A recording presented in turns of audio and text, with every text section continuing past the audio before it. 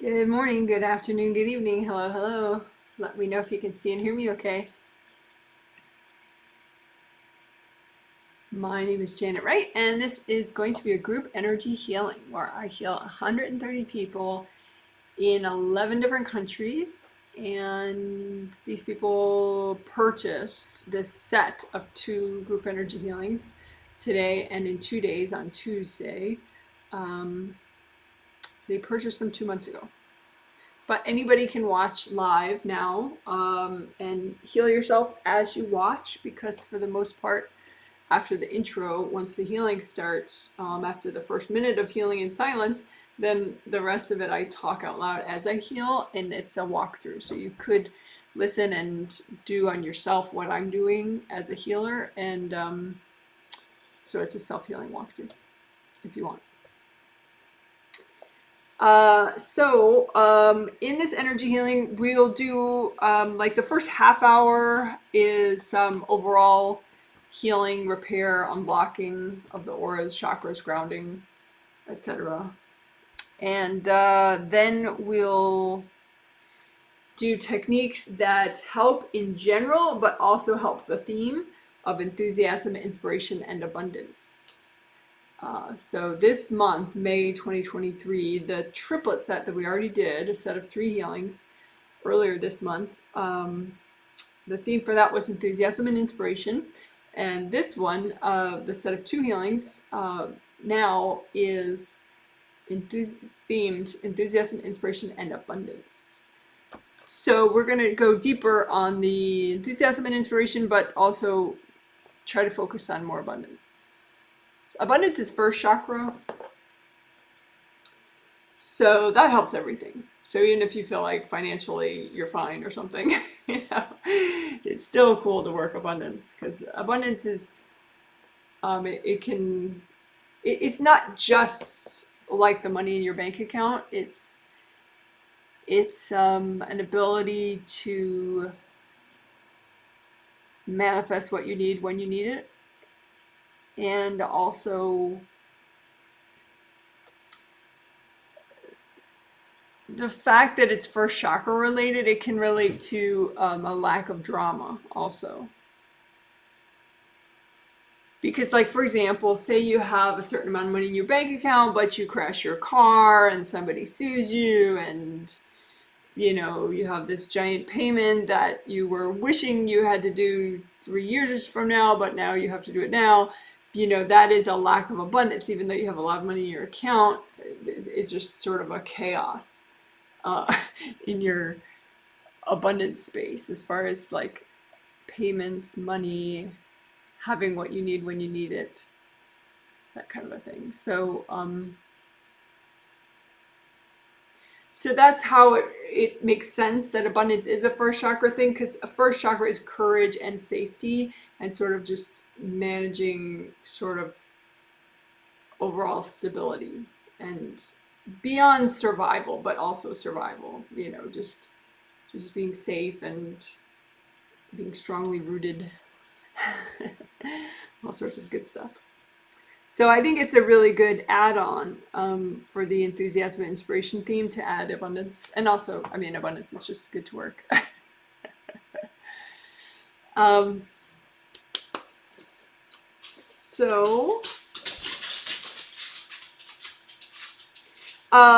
I did want to discuss a little bit. Oh, thank you. I got a confirmation someone can see and hear me. Yay, thank you. That's very helpful. If other people want to confirm that as well, that's nice. You can also say, if you want, where you're viewing from, because that's kind of cute. I like that stuff. An abundance of chaos, yes. Yeah, so chaos and abundance, they don't mix well. So yeah. Chaos can also mean like right above your head you have a lot of drama, but first chakra too, having that be nice and stable, is sort of anti-chaos. So it's a good thing. Someone says, good morning from Evergreen, Colorado, 58 degrees and sunny. That sounds nice. Yeah, we had some very warm weather, but I switched to an earlier wake up schedule in my life, which is huge for me. Because I was not on an early wake up schedule. I mean, I was only on an early wake up schedule for these live streams. But other than that, I had evolved into a very late wake up, late staying up and late wake up schedule. But I think the May triplets that helped me with inspiration, and I was like, okay, I wanna wake up with the sun, or closer to that, if not exactly waking up with the sun. So so I did it. So it was very exciting. So anyway, so when we had the heat, I was able to fit in some gardening time before the most extreme part of the heat, which was very satisfying. Because here in Washington State, in the western part of Washington State, everything grows really fast. So like the weeds grow really fast, the trees grow really fast, everything is like, so if you want to have a certain, look to say if your entire front yard is a garden, which mine is, then it's a lot. It's a lot. So that's nice. So I've been gardening at like 2 hours every morning, most days, not all days, but most days since the May triplets out. So that's been really fabulous. So that was enthusiasm and inspiration for me.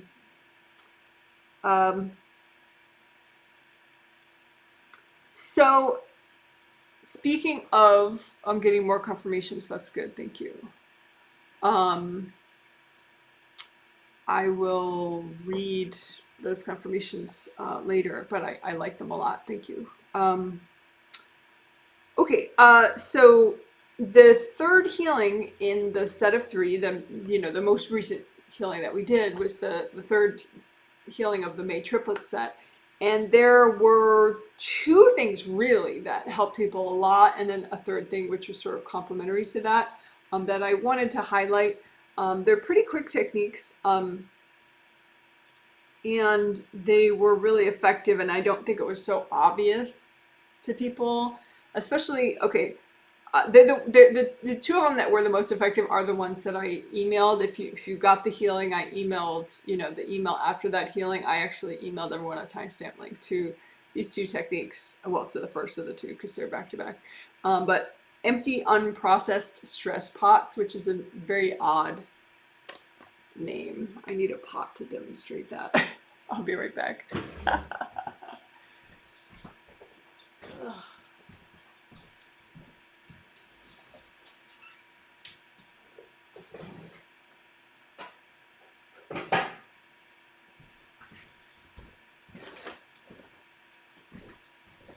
Okay, so say you have a whole bunch of, it's a metaphorical thing. You don't literally have pots in your energy field, but it's an image that the angel showed me, and I think it's really useful.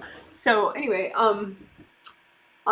empty your unprocessed stress pots. It's like that people have these reservoirs to handle stress and energy blocks, confusion, whatever, that they're not ready to fully process at that moment. And so it just goes into your stress pots, and your stress pots start to fill up. And when you have too many stress pots that are like full, then they actually can start to overflow if some new stresses come that you can't fully process in the moment. And so it gives people a real sense of like numbness, or that you're not fully living. If your stress pots are your unprocessed stress pots are too full. And if they're overflowing, then it gives you a sense of like, okay, I really can't handle my life. It's a very negative feeling. So they're really easy to empty. You just, ground them with a red grounding, bring up some red earth energy, use lots of gold light, and they melt down. The stress just processes, and whatever needs to release to the core of the earth does. And you just imagine how many unprocessed stress pots you need to do that with at the time. And it's really an odd technique in a way, because it's so simple. And but that, I think, was the single most effective thing of that healing, even though a lot of people didn't realize it, because it seems like so clunky and odd, the technique. But really made a huge difference. The other one, melt, that happens right after it is melt two big energy blocks, which also had a huge effect, but people were more aware of that made a huge difference. The melt two big energy blocks. So you can have energy blocks that sort of dynamically clear as you ground and, you know, go through your life. Like say if you do a reasonable amount of maintenance, you know, you do your 4 essentials, like your grounding, your chakra repair, your creative ring repair, and you go through your life, you know, a lot of blocks will just naturally clear and release, or they'll clear and release as you're healing yourself,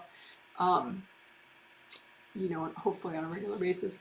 But there are some energy blocks that are too interconnected, sometimes by your resistance, sometimes by other people's energy, and they're just too big, so they don't clear, and they really can sort of wall you in and give you a very overwhelmed sense, or make you just feel like kind of like you're stupid or something. You know, it can make it hard to make decisions. Just make it feel like you just need to stop the world for a little bit, you know.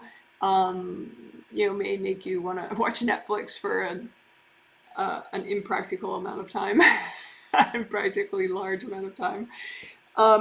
So that one was a huge deal too. Melting, so you overtly melt these energy blocks that are too big to naturally melt, and you just, you know, as you use gold light, they all kind of, you know, start. So it's like maybe 4 or 5 are glued together, and then you use gold light, and they all just sort of blow up. And you do that gradually with all your too big energy blocks. So anyway, those two, I think, were the transformational things for everybody. Sometimes there's a healing where, you know, something really helps somebody, something else really helps somebody else. So there'd be like maybe 5 techniques, and different ones are the biggest ones for everybody. But this one, those two were just far and away the biggest for most people. There was also clear trauma blocks, which we did, which, you know, just clearing blocked energy from bad experiences that you've had, consciously or subconsciously. That was helpful, but not as much as people thought it was. It's like, everyone was like, whoa, you know, there were people that were like, whoa, clearing those trauma blocks, I can see how that can help my diet or my eating or this other issue in my life. And it's like, well, sure, but we do that all the time, you know? I think that people didn't realize, it's like, because we did the melting too big energy blocks and we did the emptying the stress pots, all of a sudden people were like, wow, this energy clearing stuff has real potential, you know? And it's like, things that I always say just kind of resonated in a really different way because their stress pots weren't overflowing. You know, and they didn't have too big energy blocks kind of holding them in like numbness and paralysis, you know. So all of a sudden, like, the idea of clearing trauma that you've been through so that your life now is better just made so much more sense for people. So I would group all those 3 things together, that they were all good, but the game changers were the empty unprocessed stress pots and the melt too big energy blocks. But anyway, long story short, we may do those again today. We'll see. I have a lot that I do want to do today that is new. So we'll see. But those are huge. And of course, I will link below later Healing 3 of 3. That has those things in it. The empty unprocessed stress pots, the melt too big energy blocks, and the clear trauma blocks.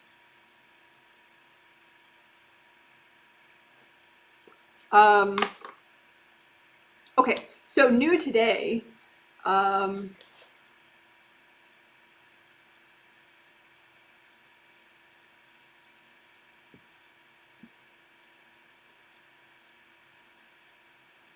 taking notes because later there will be a detailed healing summary in the comment section with timestamp links that I will make. So anyway, new today, there are 2 things that are definitely I'm going to do today, and then there are other things that are more on the maybe list that may happen today, may happen in the second healing on Tuesday.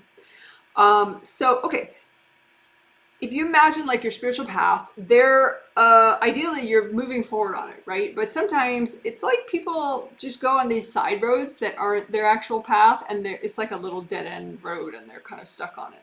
So there are specific energy blocks that cause people to do that and just sort of hang out on these dead end side roads that are not on their true path. So it's like a different vibration. It's not really what they're meant to do.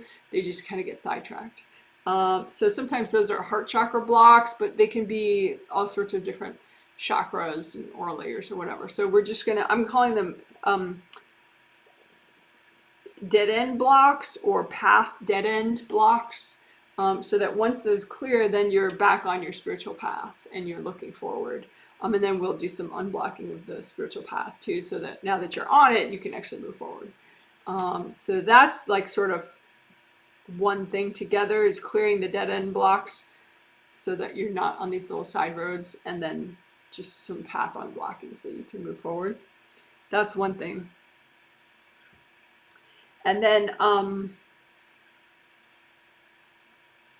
people have in this life and or past lives significant, I'm calling them significant scattering times. And that could be times of trauma, or it could be just times of trauma for people that you cared about. So like, you know, in childhood, you know, I've talked about this a lot, that, you know, it's common for kids to sponge up copies of energy blocks from their parents. So like if dad hates his job and he's really blacked up about it, it's very common that some or all of the kids are going to take on copies of some of his energy blocks about his job and his whatever that triggers for him.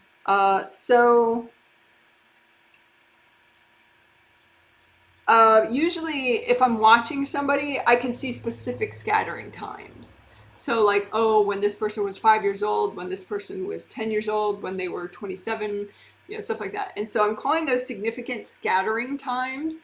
And what typically happens is there's incoming blocks that they could be dumped on them. But other times you just take on a copy yourself. Like it wasn't given to you. You just, you know, someone you knew was in a lot of stress and you took on a copy out of like sympathy. Which doesn't help anybody, of course. So those are incoming blocks, whether you took them on or they were dumped on you. And then as a result, it's like it's a scattering time. Part of you leaves and goes far, far away. And we've talked about that before, like heal the far off parts of you. And we've talked about calling back those parts of you that are far away. But this sort of brings it all together in calling them significant scattering times. And we're clearing, because you could still have those energy blocks that came in when you were 4 or 16 or whatever it was. And so we're going to, you know, to the extent that's healthy and gentle to do at one time, we're going to clear some incoming blocks from whatever scattering time it was. And then, you know, then you can heal and bring back those outgoing parts, that, you know, the parts of you that left. And those parts of you can be parts of your abundance, parts of your inspiration, your enthusiasm. So that's why it comes up now in this healing. It's more than just the angel said do it. It's also theme related. So there's that. So I'm calling that as a technique to work your significant scattering times. And there could be significant scattering times that impact, for example, your abundance. Say you really wanted to work your abundance, or you really wanted to focus on your inspiration and your enthusiasm, one more than the other. I mean, you could work on them all, but if there's one thing really, then you could pick the significant scattering times that most affect your abundance or most affect your inspiration. And they can be past lives too. So you don't have to see exactly. You can see this life, 10 years old, that's fine. You don't have to know what happened when you were 10, you know, because it could be something simple and subconscious, you know, to someone that was around you, and then you took on a lot because of that, you know, whatever. So, or it could be a past life situation. And so you don't have to read the past life to do it. You know, there was incoming blocks and there was outgoing parts of you, right? And so we get rid of the incoming stuff that you took on, and we heal those outgoing parts of you that are still scattered and far away, so they can come back in. So that's that. So that's working your significant scattering times, because it just helps in general in life for you to be more checked in and feel better.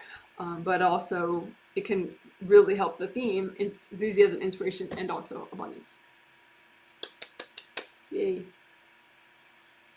There's some things on the maybe list that may or may not be done in this set. We'll see. I don't think I'm going to read those though, because I've already said so much, and you know, want to keep this kind of streamlined. So that's that. Gonna move my unprocessed stress pot somewhere else. Oh, and by the way, that unprocessed stress pot, it's like, how does that help so much? You know, if you don't literally have stress pots, unprocessed stress pots in your space, like, what does that relate to?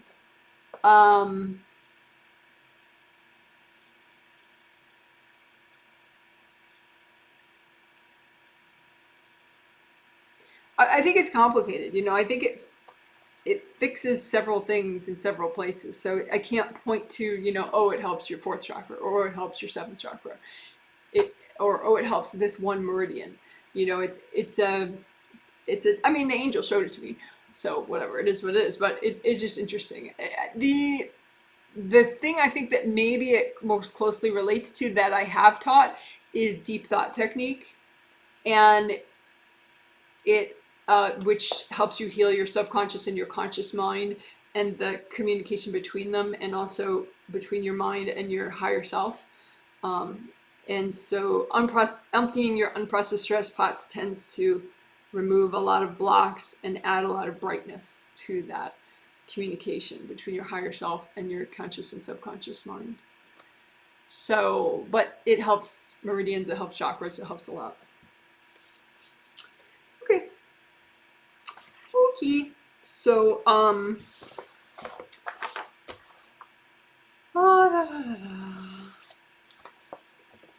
going to lay out my little healing sheets. I like to be able to see everybody's name that I'm working on, that I'm healing, in case I need to read different people as I'm working.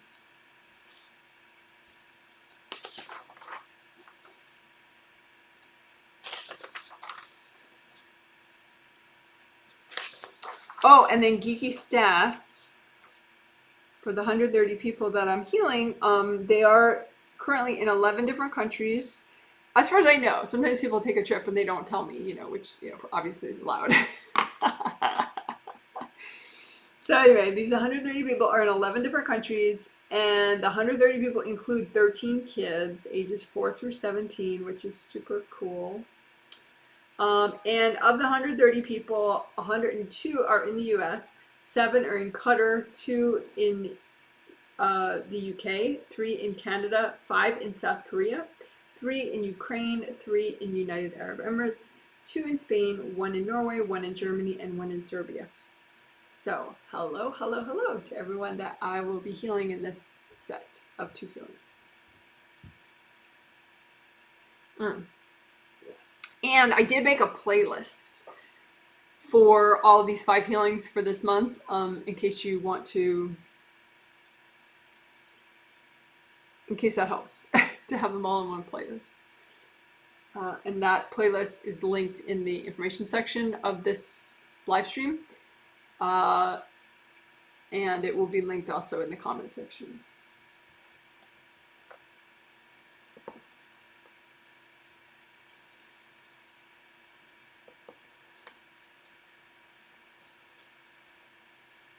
Okay.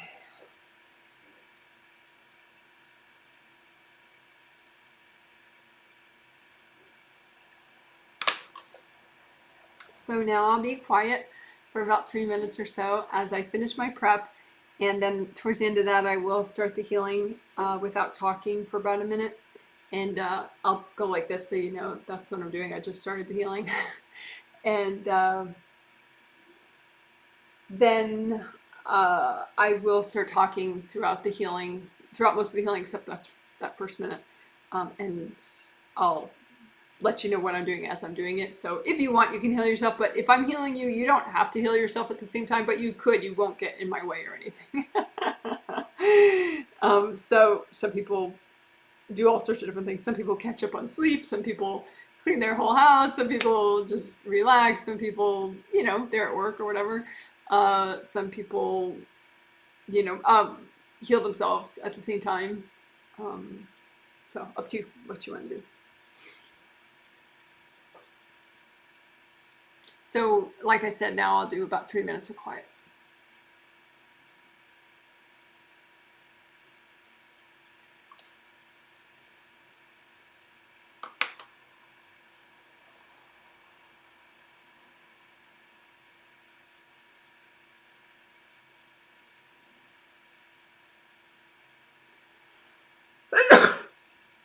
Excuse me.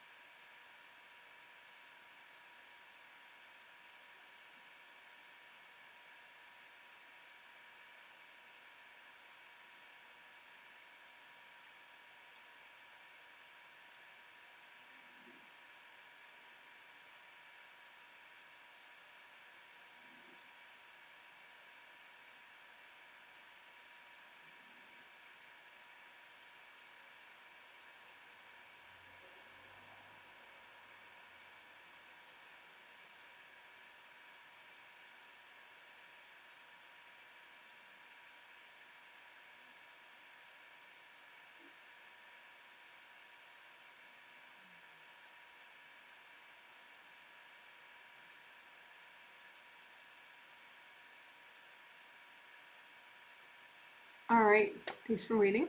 So when you heal yourself, you can make a copy out in front of you of your energy, heal the copy, and that heals you. Because with your intention, you say, okay, well, this copy represents me. So as I'm healing this copy, I'm healing myself. So your copy can be just of your hand. Say if you're healing your hand, make a copy of your hand, but hands are easy to reach, so you might not have to do it that way. But say you're healing your lower back or something, right? Make a copy of your lower back out in front of you and your aura behind your lower back and heal it that way. So anyway, go ahead and make a copy of definitely your grounding, but it could be a copy of everything all at once. So all your 17 auras, your physical body and your astral body are inside there, and then you have two groundings, and one is connecting your astral body and your astral body aura down to the core of the earth. One connects your physical body and your physical body aura down to the core of the earth. So when I say grounding, I mean both of those. So let's work on your grounding specifically. So just recreate your grounding, make it big and wide, bring it up high as your third chakra, which is where the end of your sternum bone, the sternum bone that goes in the middle there, when that ends, that's your third chakra. So bring up your grounding that high, make your grounding nice and wide as the heel of the palm of your hand if you were to hold out your arms, because you want your groundings to ground all your auras, like the whole width of all your auras. And you make your groundings red or orange or yellow. Make them both the exact same color so that, you know, when you're trying to be present.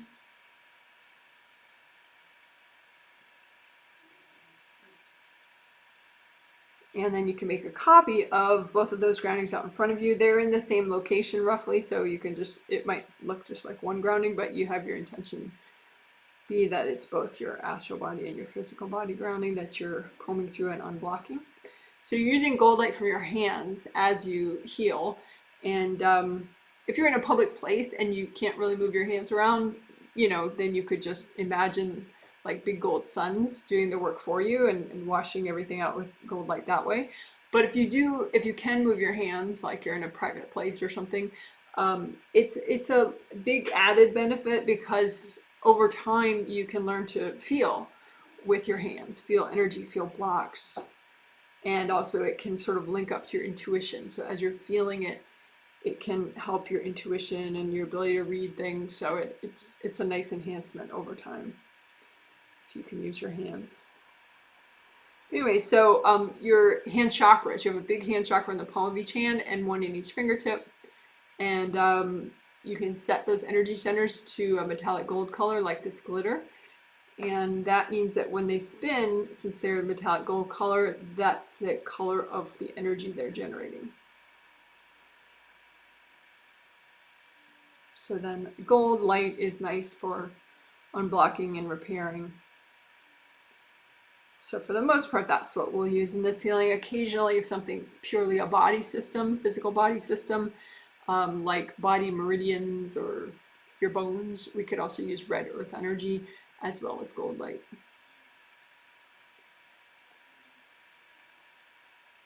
But anyway, you could just wash out your groundings with gold light from your hands and think of where the energy blocks are and melt them away with gold light.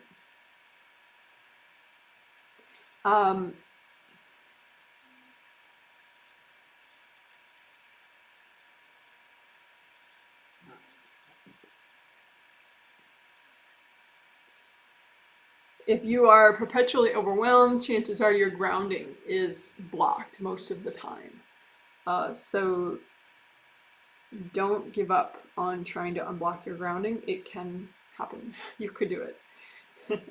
It's not a permanent thing though. You'd have to, you know, check it again later, but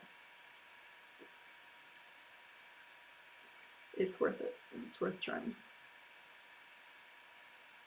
You want it to be a big waterfall, even behind you, to your sides, in front of you, straight down, everywhere.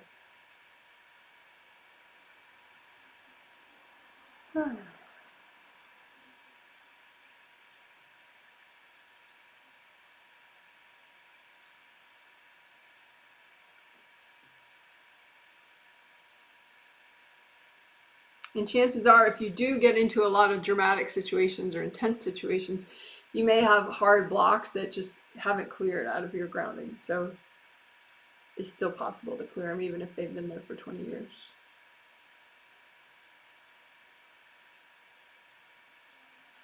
Just with gold light, just melting away.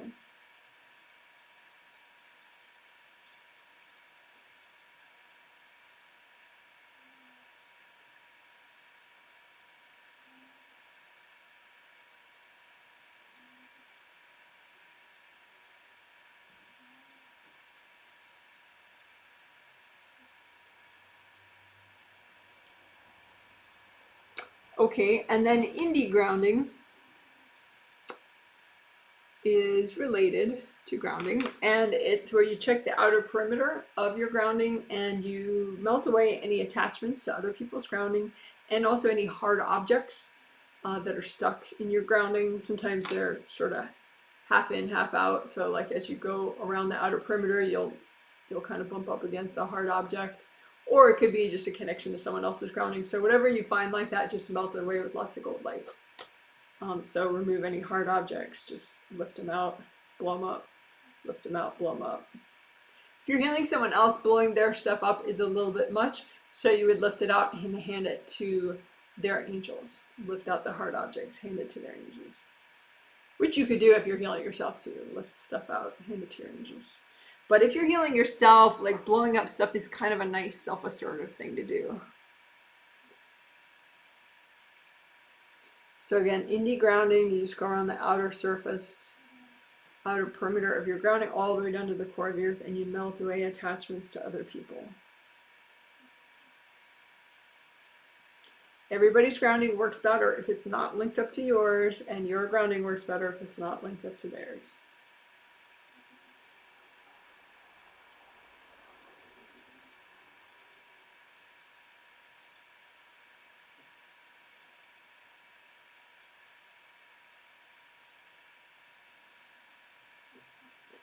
Okay, so that was indie grounding. So then now we'll do aura repair. A lot of times I talk about 4 essentials. So that would be grounding, aura repair, creative ring repair, chakra repair. So those are your 4 essentials. We do them at the start of all these healings. So aura repair, you have 17 auras. You have your physical body aura generated by the 7 major chakras along your physical spine. You have your astral body aura generated by the 7 major chakras along your astral body spine. And then you have 15 auras that are just flowy gold force fields that I call Wei Qi auras, and those help your body meridians and help you just overall with boundaries.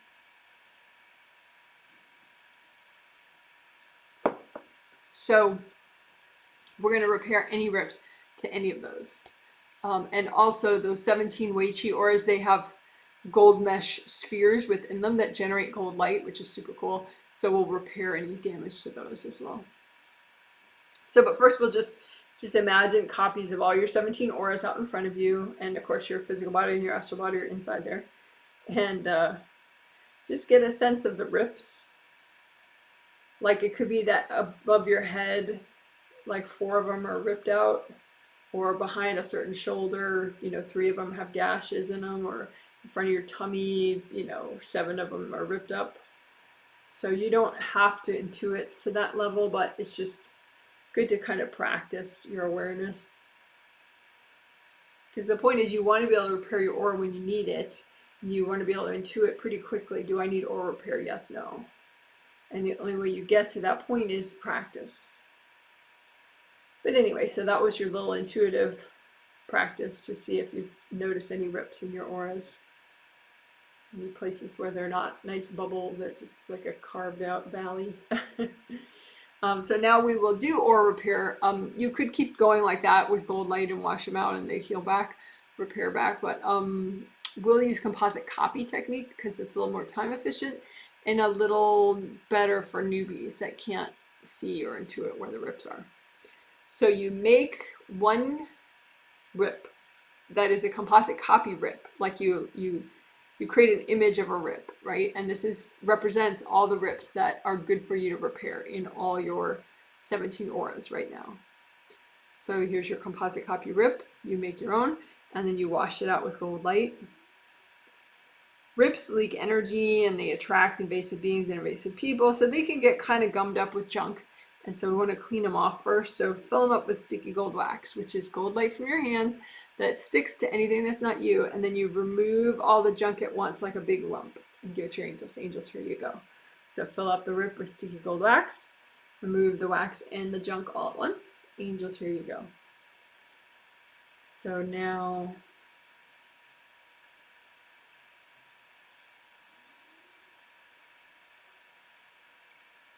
lots of gold light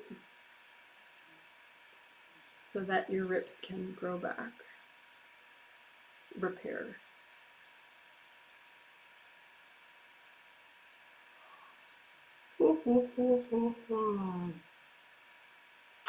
And then you may have a couple rips that are still there, although most of them probably just repaired. So go ahead and make one more composite copy rip that represents any remaining rips in your 17 auras that are good to repair right now, and fill it up with sticky gold wax. Lift out the junk. Angels, here you go. Again, fill it up with sticky gold wax, lift out the junk. Angels, here you go. And again, this is a composite copy rip representing any leftover rips that you still have. So you can use gold light now that it's cleaned out and repair this rip.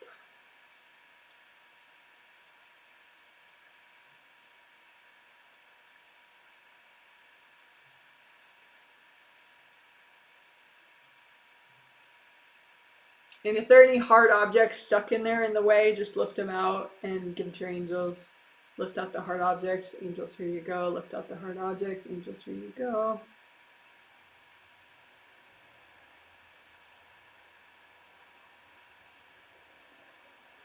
All right, good. So that's the basics of aura repair. It's just repairing the rips. And then you can have invasive beings, you can have hard objects stuck in your auras still. So we could do sticky gold wax is an option for your whole or all your auras. Also gold nets. So I kind of like gold nets right now. So let's do that. So collapsing gold nets. It's like you imagine you're everything, all your 17 auras, your physical body, your astral body, both your groundings, and then the core of the earth. And you imagine a big cube of collapsing gold nets that's bigger than all that, right? And then you're going to collapse the gold nets in, and they're going to catch up anything that's not you that you're ready to get rid of, including energy blocks. So cords, beings, people, energy blocks, hard objects. Just catch them all up in the gold nets. Lift it out. Give it to your angels. Angels, here you go. Couple deep breaths.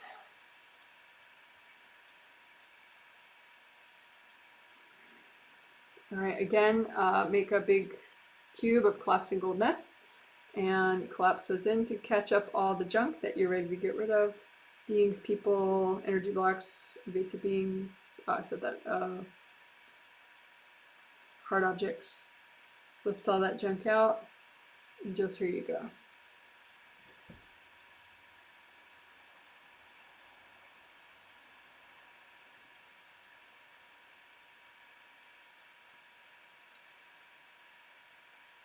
So we can finish up the repair. Well, there's a lot of little things I like doing.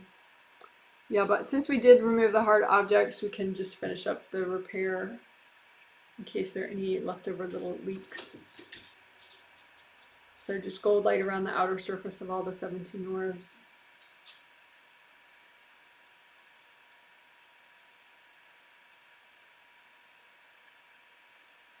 So that's the basics of aura repair, repairing the leaks, right? But then you can have aura scarring and bruising.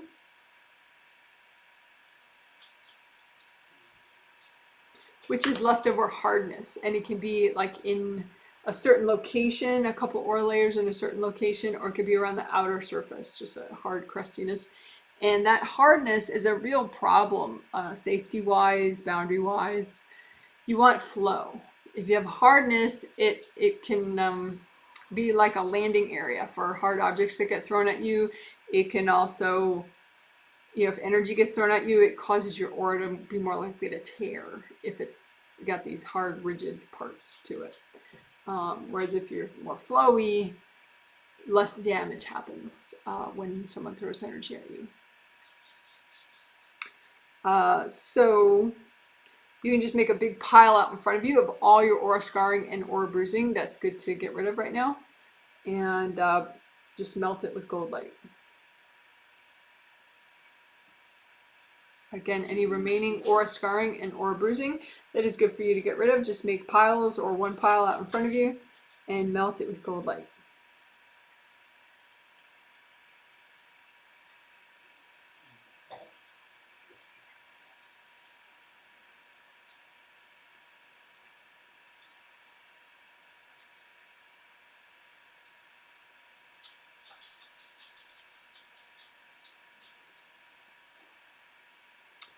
Let's see.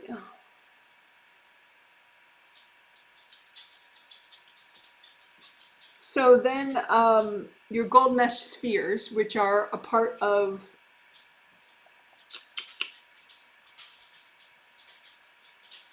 Gold mesh spheres are a part of your Wei Qi auras. So the 15 Wei Qi auras, you have 17 auras. 15 of them are these Wei Qi auras that help with strong boundaries. And they're big gold flowy force fields. But how they get so much gold light is from these gold mesh spheres within them. So it's like they follow the rough outline of your body. And there's 1, 2, 3 in each of these Wei Qi auras. There's 3 of them. 1, 2, 3. So it's like, it's just this gold mesh sphere, you know, I guess. And anyway, they can get rips when somebody throws energy at you. So like, say if you have like a bad shoulder that's chronic, you may have rips in all the 3 of those gold mesh spheres in a lot of your Wei Qi auras. So that just makes the force fields like really weak right around here. So you want to repair the gold mesh spheres everywhere, but especially around any sort of sensitive area that you have, so that your boundaries are stronger in that area and you're more able to protect your body and your chakras. So you would have 15 inner gold mesh spheres, and then 15 of the middle ones, and then 15 of the outermost gold mesh spheres, which aren't like right at the edge of your auras. They're in a little bit from that. So anyway, but there's 15, 15, 15 gold mesh spheres following the whole outline of your body. So, technically of your astral body, but anyway. Just go through gold light, and if you find a ripped area, then, you know, spend extra time on that. Like say behind your head, maybe there's like a big hole in all 3 gold mesh spheres in several of your auras. So just, you know, heal. Sometimes it's easier to heal the outermost one first, and then the middle one, and then the inner one, but whatever you feel like.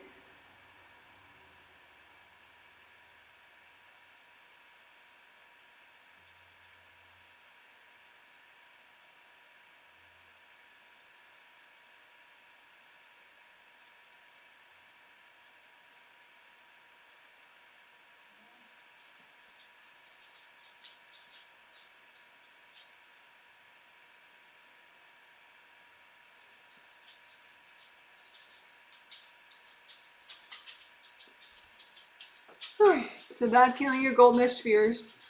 We already finished the aura repair part, you know, repairing up the gashes.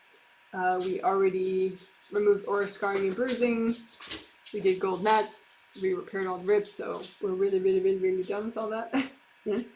Good job. So now, something that's related to the aura, just recreating your gold buffer zones. So just recreate those, just takes a second. If you don't know what those are or how to recreate them, I have an 18-minute video and it has gold energy aura buffer zones in the title, and I'll link it below. It's 18 minutes. And it teaches aura repair, and then it also teaches making these gold flowy force fields that you attach to your outer surface of your physical body aura and your astral body aura, just as added protection. If you recreate them frequently enough, it can help keep them from getting ripped up. Okay, so that's that. Once you know how, it just takes a second to recreate your gold buffer zones. So if you wanted to do it now, but you don't know how, and you don't want to watch the 18-minute video at this moment, just say, angels, can you help me with gold buffer zones? And the angels will do it for you. All right, so creative rings, let's do those now.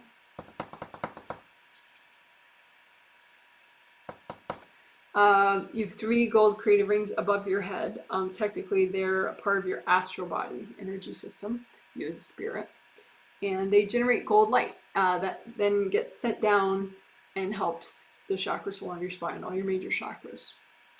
So having repaired and functioning creative rings that are not being interfered with by other people or beings helps you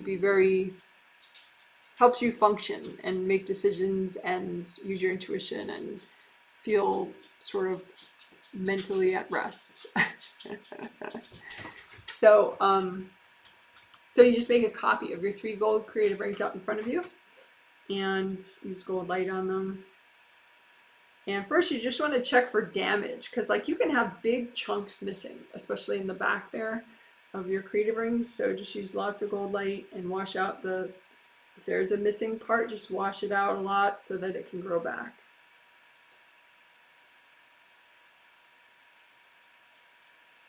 You can also have more subtle damage, a bunch of cracks, but those also make a big difference. So just use so much gold light that they grow back and there's no more cracks.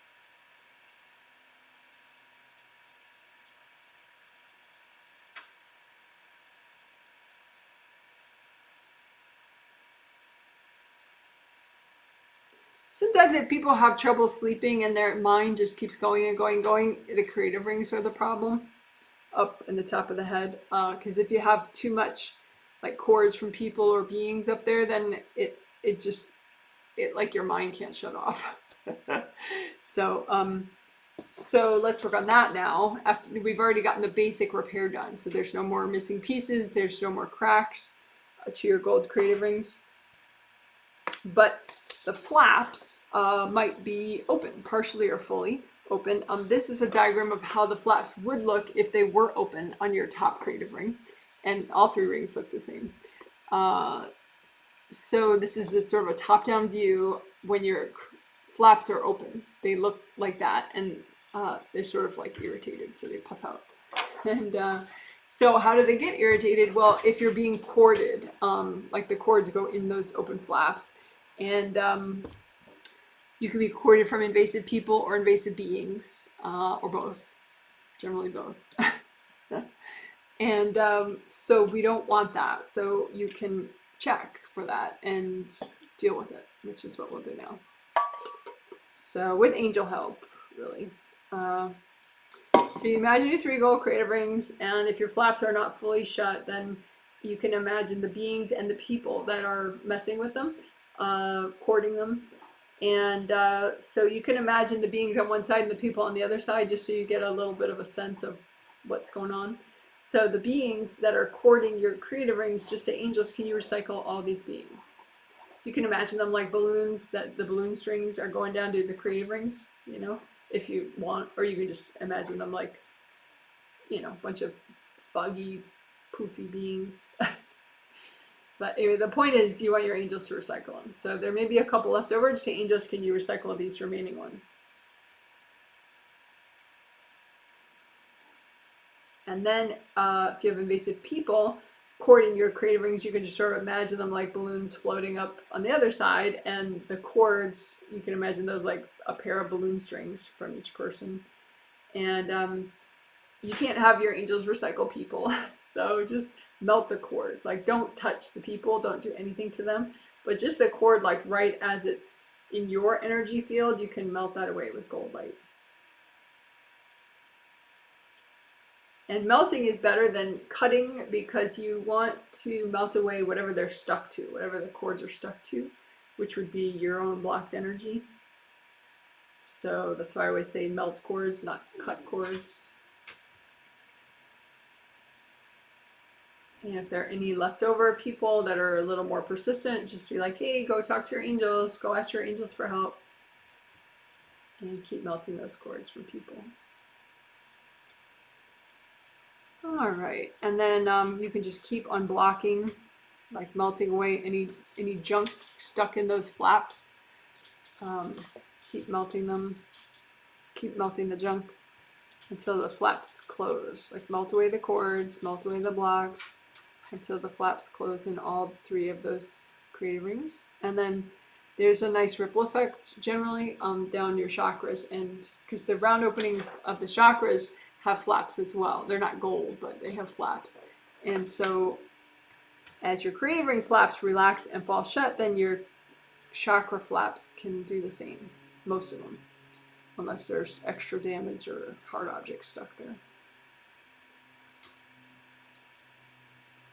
Speaking of hard objects, we can sticky gold wax your creative rings and the space in between your creative rings and your 7th chakra, you know, because your creative rings are up here. So we can sticky gold wax that whole area, your creative rings all the way down through all your major chakras along your spine. So sticky gold wax the whole thing.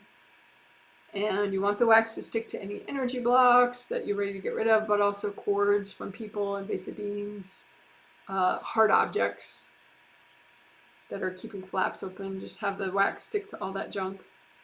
And then you can just move out the wax and the junk and give it to your angels. Angels, here you go.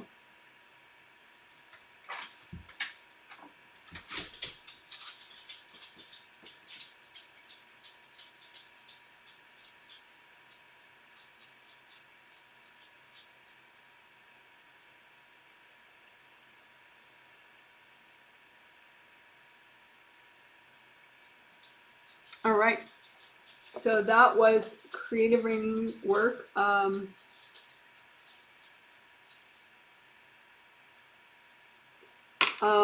Now, the enhanced version of creative ring work is also, you think of the blocks that might be on the inner part of the rings, like this, you know, like a little crustiness right around here. And you melt that away too, because you want the gold light that the rings generate. It goes down naturally to the chakras, but you also want it to sort of flood that middle part, right? So you have a lot of gold light here too, because that's a nice little poofy force field to help protect your seventh chakra, and you have a lot of important meridians right here.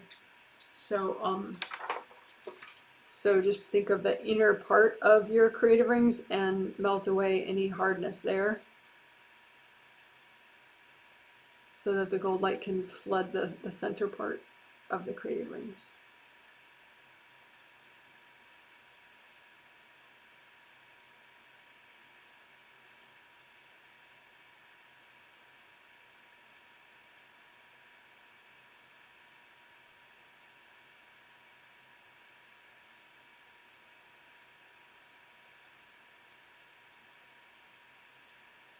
And if you have any hardness there that's just not melting, you can lift it out, give it to your angels. Angels, here you go. Lift out the hardness. Angels, here you go.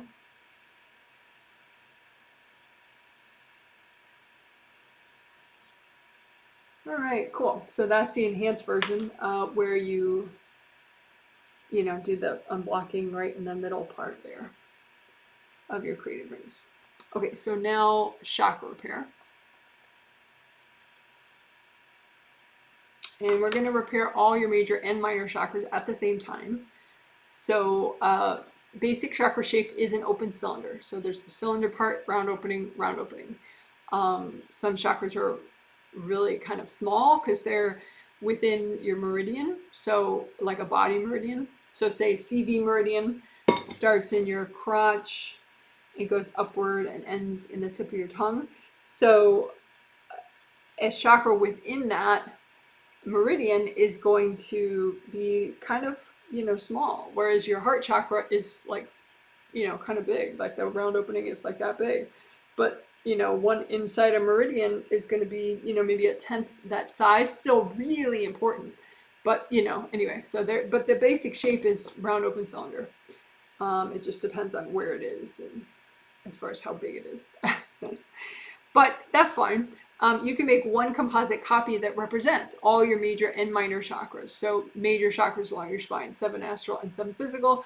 Minor chakras are everywhere, including all the acupuncture points of your body. Those are minor chakras. But you also have minor chakras in your, you know, the big energy channels, like going down your arms or going up your legs.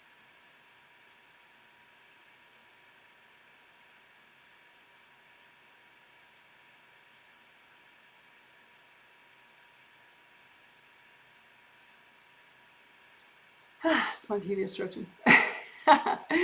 So anyway, make a copy of a, you know, chakra, and have, with your intention, have that chakra represent all your major and minor chakras, and then go ahead and repair it with gold light for your hands.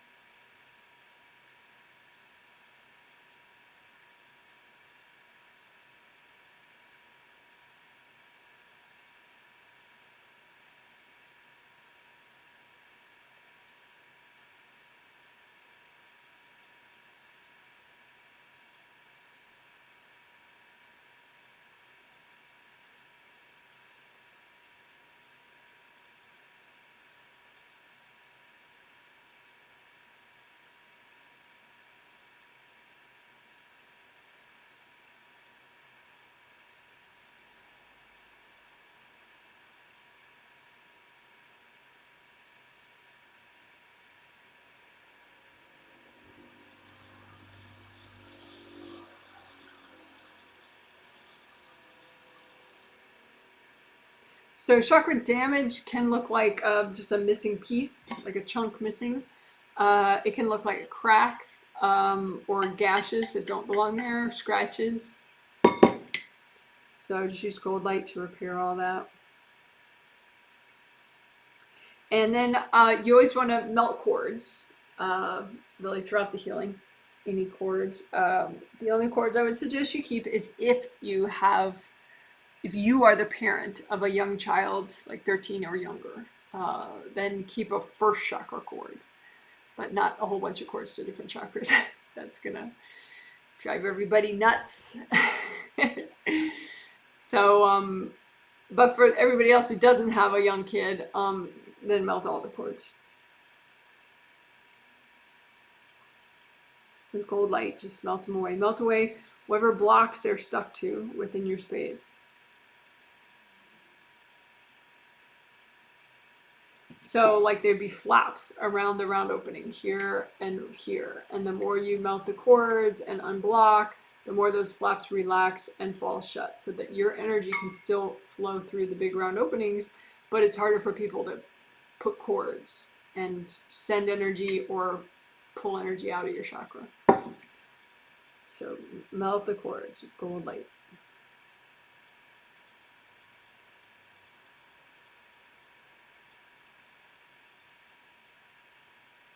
And then energy blocks can be wrapped around the chakra. They can be in front of the round openings. They can be stuffed inside.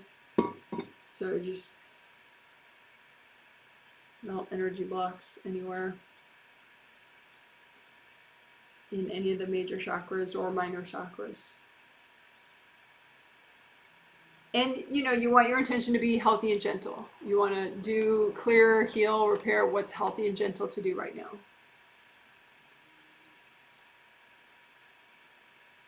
And you can just melt the blocks right in place, or you can lift them out and give them to your angels. Here you go, angels. Or lift them out and blow them up if you're healing yourself.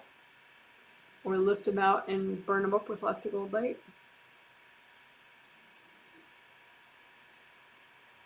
You could say, angels, if there are any invasive beings messing with my chakras, can you please recycle them?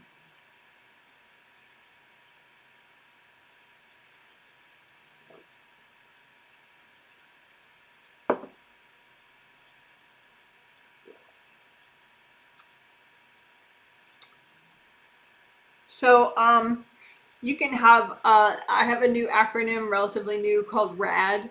So in this context, RAD stands for resistance, avoidance, and denial. So those are not good things, not helpful things, right? And so you want to clear any energy blocks that cause you to be more resistant or more avoidant or more in denial, right? So just lift out your RAD blocks from your chakras, lift them out to send this healthy and gentle, and then just blow them up or burn them up with gold light. Lift out the RAD blocks, melt them away. Lift out your RAD blocks, melt them away. Lift out your RAD blocks, melt them away. And whenever you need to, just take a break and breathe into your whole body, all your major joints, your spine. Again, we're healing and unblocking all your major and minor chakras. Lift out your RAD blocks, resistance, avoidance, denial blocks. Give to your angels. Angels, here you go. Lift out your RAD blocks, melt them away with gold light. Lift out your RAD blocks. Give to your angels. Angels, here you go.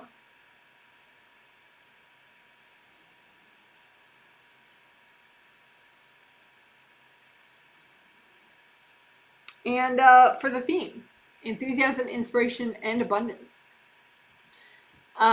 We could do two separate ones because enthusiasm and inspiration are kind of one vibe, and abundance is like a cousin of it. But so we could unblock for enthusiasm and inspiration first. Lift out all the blocks in the way of your enthusiasm and inspiration and blow them up or melt them. Any blocks in the way of your enthusiasm and inspiration, lift them out of your chakras, melt them away. Any blocks in the way of your enthusiasm and inspiration, lift them out, melt them away.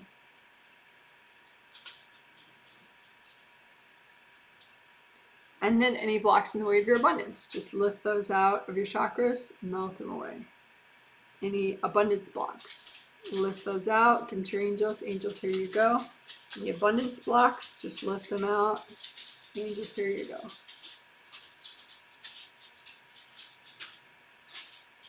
Lift out your abundance blocks. Angels, here you go. Lift them out. You could blow them up or just melt them away. All right, good. So that was clearing rad blocks. We already did chakra repair and unblocking just in general. And we also did rad blocks, and then we did just now for the theme. And then 2 more things I wanted to do in this sort of chakra repair section is first points and then worst chakras. So first points relates to the 26 first points of your meridians. That doesn't cover every meridian that you have. Meridian meaning traditional Chinese medicine energy pathway in the physical body. But you have 12 primary meridians, and then there are 2 extraordinary meridians that we work a lot, GV and CV meridians. GV manages all your yang meridians, so that's a good one to work. CV meridian manages all your yin meridians. So we have the 12 major meridians and then GV and CV, right? So those are the ones we generally pay attention to. We dedicated all of the April healings to traditional Chinese medicine. Goodness. So there's a whole separate playlist on that if you missed that. But anyway, but in each meridian, one flows into, of the 12 primary meridians, one flows into the next, all the 12, right? And I noticed that first point, the first chakra, basically, first minor chakra in each of those meridians or rivers can block up, especially like there can be a lot of blockage right before the energy flows from the other meridian into that one. And so the first point. So unblocking that first point can help the whole meridian quite a bit. So we could unblock all your first points all at once using composite copy technique. So all your first points, and for each of the 12 primary meridians, you have a left side and a right side. And you don't have to know all that, really, if you don't want to know. It's just, we want to unblock the first points of each of these nice rivers in your body so that they can flow, the proper flow can happen that your body needs, right? So just imagine one composite copy chakra that represents all your first points in the 12 primary meridians and GV and CV, right? And so it's one chakra that represents all these, technically there are 26 first points that we're working on, and just repair them. We already did repair all chakras, but maybe you need a little extra repair to these first point chakras, and unblocking them. Just melt away the blocks.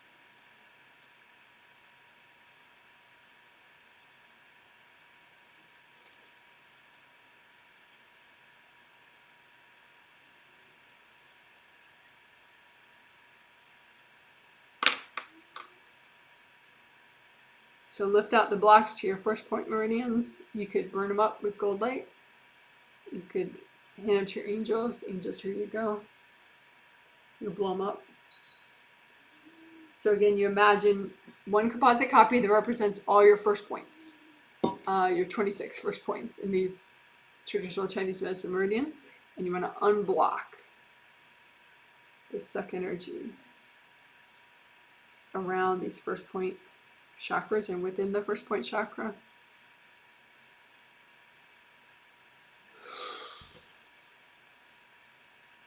Good job. Woohoo! So that just helps all your meridians flow better. It's not, you can obviously do detailed work on every point within the meridian itself and do each meridian separately, but this is sort of like a quick way to help them all. So then your worst chakras, because we've already repaired and unblocked all chakras, all major and minor chakras. It's just that sometimes some chakras are so much more damaged than others that they just need a little extra help. So that's what worst chakras is. We're going to help those ones that are really way worse than the others. So worst chakras could be minor chakras like acupuncture points or some chakra in your leg or something, or your knee or your foot. But it can also be one of the major chakras or several of the major chakras. So it doesn't matter. So just make a composite copy chakra that represents all of your worst points, the ones that are the most damaged, the most blocked, the most corded, whatever. And just use lots of gold light.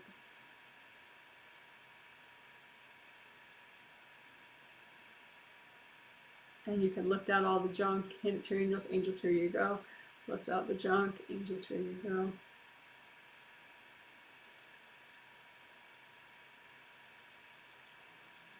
Without cords.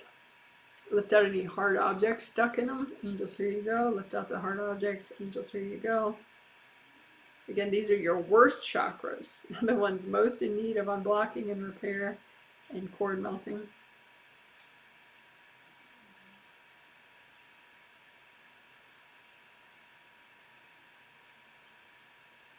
All right, good job.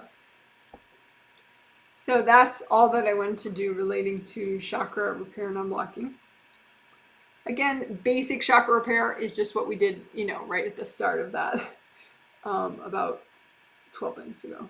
Well, 13, 14 months ago. It's just if you have extra time, then you can do all the other fun extras. Like clearing your rad blocks, unblocking your first points, and repairing and unblocking your worst chakras extra.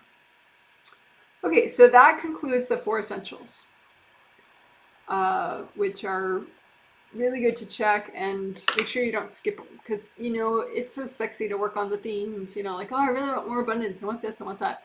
But if you forget your 4 essentials and you really need them, then you're just kind of wasting your time, because it's like working on, picking a kitchen backsplash when your whole roof of your house is on fire. You got to do the biggest things first and take care of those. And then you can work on fun little details. Okay, so now we could move on and do body unblocking, which is somewhat new. Very simple, very good. It's working on the physical body, all the physical body systems in a very simple way. You want your body to be able to flow in the directions that it needs to, all your body systems. You don't want like traffic jams anywhere. So that means up and down your arm and shoulder. That means up and down your body, head to toe, up and down your spine. Down your spine, through your pelvic bones, down your legs, down your feet, all the way back up. So you need all those avenues of flow to be unrestricted so that your body can do what it needs to do, right? So that's basically it. So I'll put up like a spine diagram, just to get you thinking on this sort of up and down flow kind of idea, but it's all body systems is what we're doing. We're doing bones, but we're also doing muscles, nervous system, digestive system, all sort of organ systems, everything. So just gold light.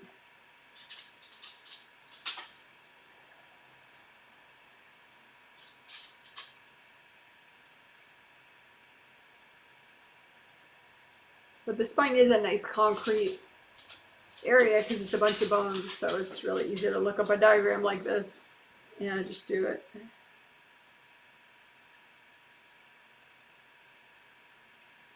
And you again want the energy to be able to flow downward nicely, but also upward. But usually there's a problem with it flowing downward. It can flow upward but not downward usually, but test both directions and melt blocks in the way. And then once it flows down all the way down to the sacrum there at the bottom, that bunch of fused bones called the sacrum, then here we go, and the sacrum is in the middle right there, and then it needs to flow through those ilium bones that touch it, And then it needs to flow through the hip joints to the femur bones, those big thigh bones right there. So spine, sacrum, ilium bones, leg bones. So it's got to be pretty flowing there. And a lot of people have some traffic jams there. So just, if you have any traffic jams, you can just melt them away with gold light.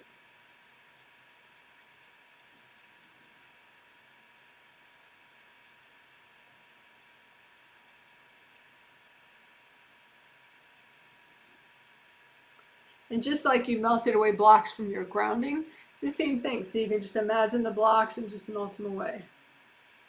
So imagine that downward flow down your spine, through your sacrum, through your ilium bones, through your leg bones. And just any blocks, just melt them away.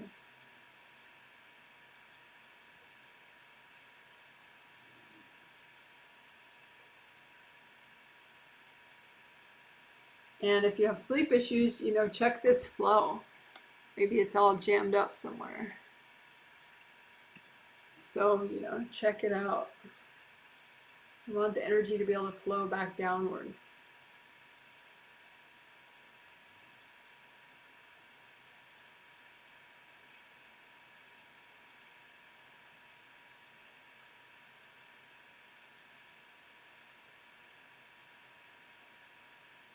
Especially your spine, you want that to be unblocked because your kundalini energy gets generated by your kundalini chakra of your physical body below your first chakra of your physical body. That's your kundalini chakra. And it generates kundalini energy, which could be a red color. It could be lots of different colors, but red is a nice color for it. And if you set that chakra to red, then it flows upward through your spine. And when it's generating energy, when your chakra is flowing. But if your spine's all blocked up, Kundalini is like a very brute force, or like a jackhammer. And so if you have a lot of energy blocks in your spine and you have your Kundalini turned on, it just like beats into the blocks and doesn't clear them that well. And so you're just like, you're just on in this sort of like unproductive, dissatisfying way. So make sure your Kundalini route is nice and unblocked along your spine so that when the Kundalini turns on, you can moderate how much of it turns on when it turns on, because you want it off fully to sleep.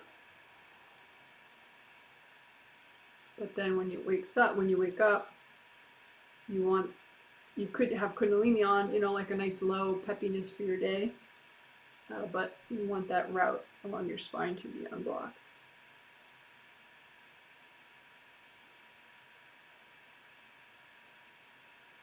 All right, but again, the whole system, your nervous system, your muscles, all your organs. Just see the blocks that are good to clear right now and just melt them away. Or imagine them. If you can't see them, that's fine too.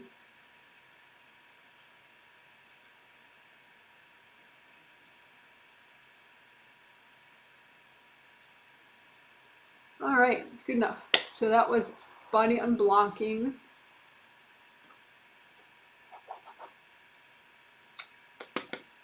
Okay.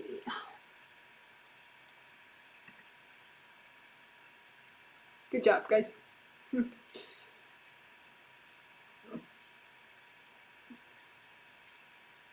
So now we'll do the new things that I already previewed in the intro. One of them being clearing the dead end blocks that kind of keep you stuck in little side paths rather than on your spiritual path.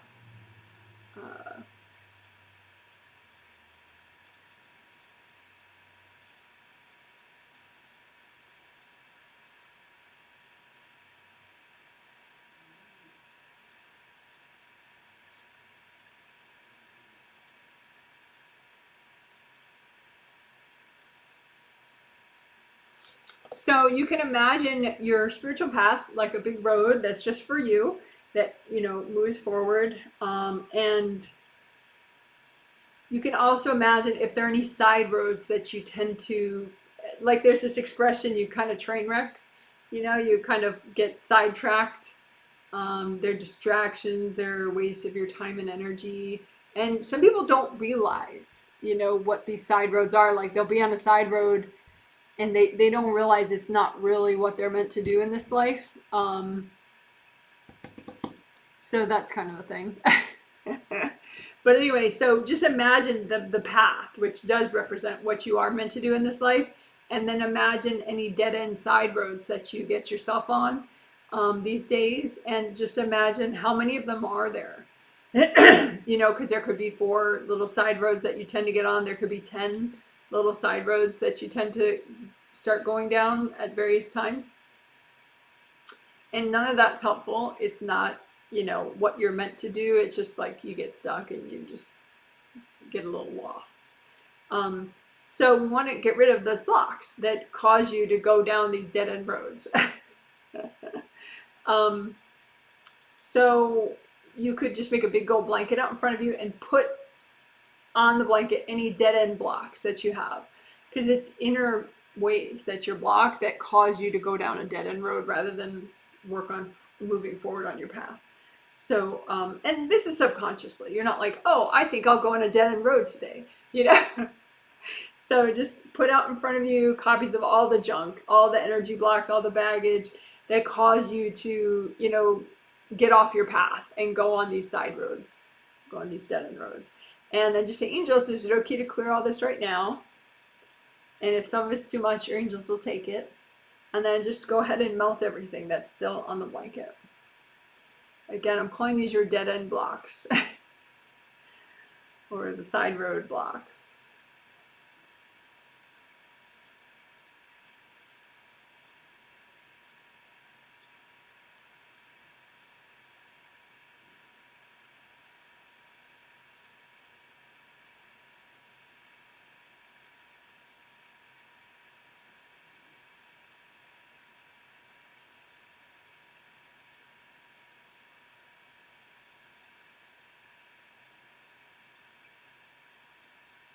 Okay, so sometimes when you clear those, then now you're on your path like there's more of your energy on your path. Because like you could have a lot of your energy on your path, but then some energy on like 6 different side roads, right?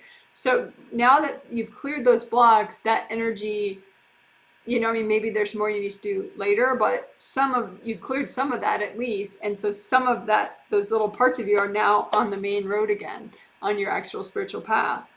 But you might be kind of like a little stunned, like, whoa, So the next thing to do is to unblock your spiritual path. Because now that those extra parts of you are on your path, you want to be able to have this natural momentum forward.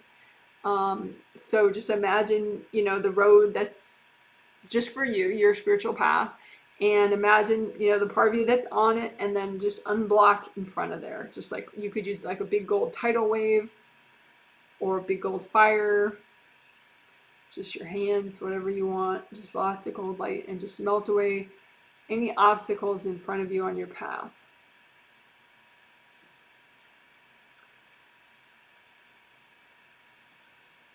Because it could be that part of how you got on the side road to begin with was that your path was a little blocked, and you got triggered, and then you started going down a side road. So we want to help you with both aspects of that problem. So just imagine whatever blocks are in front of you on your spiritual path that are in your way, especially the ones you're having trouble clearing and getting past, and just melt them with gold light. So what blocks on your spiritual path ahead of you have you had the most trouble with? And just melt those.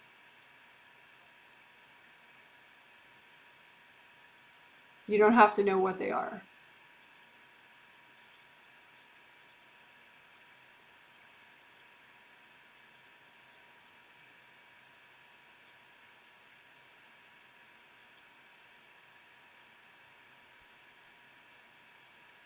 Okay, cool.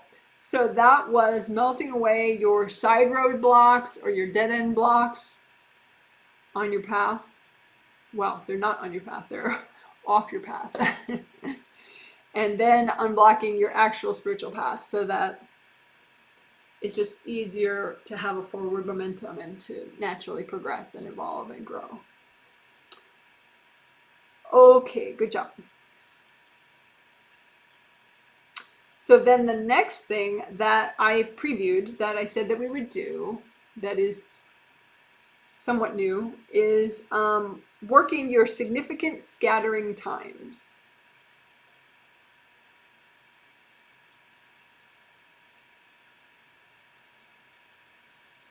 And you don't have to know when they are or what happened, because a lot of times it's subconscious. So it's not something that you can think back to and go, oh, I remember that day. Sometimes it is, but a lot of times it's not.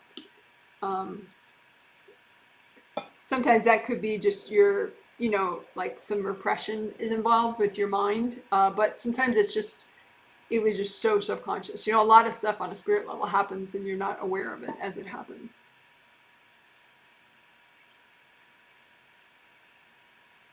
So anyway, significant scattering times. The simplest version of that is there's energy that comes in. Either you take on a copy of someone else's blocks and stress, or someone dumps it on you, or several people dump it on you, or you absorb it from several people. So however you got it, but there's incoming blocked energy, and then part of you checks out and goes far away. It could be part of your innocence, part of your confidence, part of your abundance, part of your enthusiasm and inspiration, all sorts of parts of you. You don't have to know what came in or why. You don't have to know what part of you left, but that's the main dynamic, that energy that's not yours comes in. So I'm calling that incoming energy. And then part of you checks out, which I'm calling your outgoing energy, right? So we're going to get rid of, because a lot of times you still have some of that, maybe half of it, maybe 3/4 of it. You still have some of that incoming energy. So getting rid of that. So, because obviously that is what caused you to tune out. It was too much, right? So we're going to get rid of that, which is crazy easy to do. It's amazing. And then we're going to heal those far off parts of you that checked out, so that they can naturally come back in. So that's the idea. We're clearing the incoming blocks, and then we're healing and bringing back those outgoing parts of you, those checked out parts of you.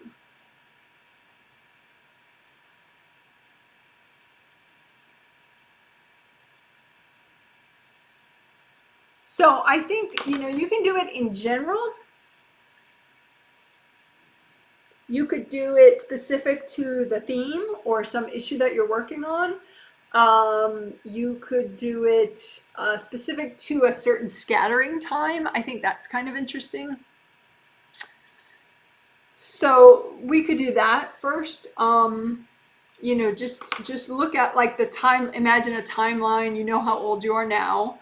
So imagine, conception, birth, it's all along this line of time, right? And where present is. And just think of a significant scattering time, and one that's really good for you to do first, so it may not be the most terrible thing that happened to you. It may be something you don't even remember, which is fine, right? So look at which one is good for you to do first. It's not too much. What age, is a significant scattering time that would be good for you to, experiment with in this way and start working it. And then, so then there's incoming energy, and there's part of you that checked out, right? So first we get rid of the incoming energy, whatever it was. So think of that age and think of the incoming energy. You could imagine it kind of like big chunks of energy, kind of like the size of a refrigerator, or the size of a car, or the size of a couple boxes, whatever, a couple refrigerators. However you want to imagine the incoming energy. And again, maybe no one dumped it, you just took it on. But it doesn't matter. So imagine the incoming energy from that scattering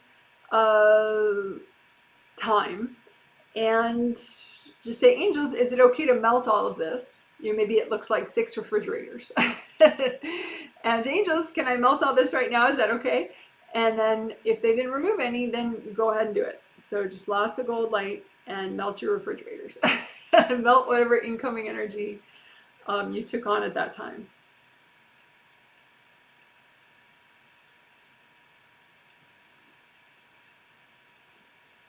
Okay, and then there's the far off part of you that checked out, you know, and it could be several different aspects of you, like part of your innocence, part of your confidence, part of your self-esteem, part of your enthusiasm, all sorts of part of your abundance. So, but just see those parts of you, far off parts of you. We've done this type of stuff before. See those like big balls of colored energy or little mini versions of you, and just heal those parts of you that checked out during that specific age.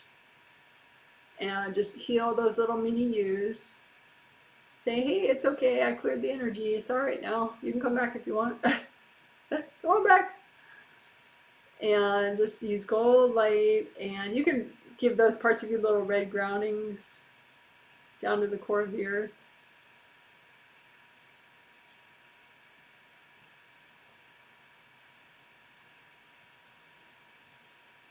And they may come back instantly, those parts of you, or it may be that you can see that they're moving towards you. You know, these parts of you are on their way back. So good job. You can redo your grounding, red, orange, or yellow.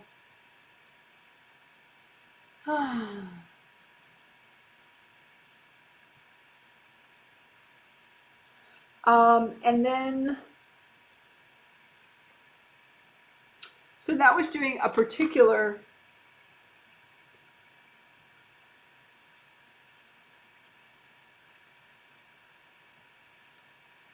time.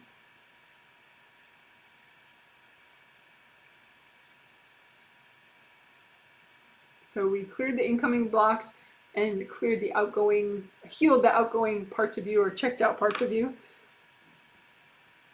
from a specific scattering time.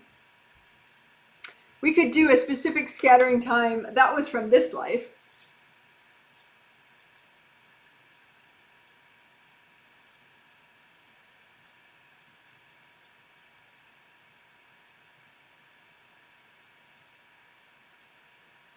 Okay, so then we'll do a specific one from a past life. So you can just, you know, imagine like all the little timelines of all your little past lives, and you can just let one kind of jump out at you. That would be really good to clear right now. It would help you with your life right now in a noticeable, enjoyable way, right? And just imagine a certain age in that particular past life. And same way, just imagine the incoming energy and we're going to clear that. So imagine it in some playful, easy way, you know, like it's a bunch of refrigerators or it's a couple mountains of energy, whatever incoming energy was too much for you at that time that you still have. And just say, angels, is it okay to clear all this right now? Is it okay to clear all this right now? And then anything that's still there, that means yes. And just go ahead and melt it away with gold light. And again, this is from a specific scattering time that was in a past life.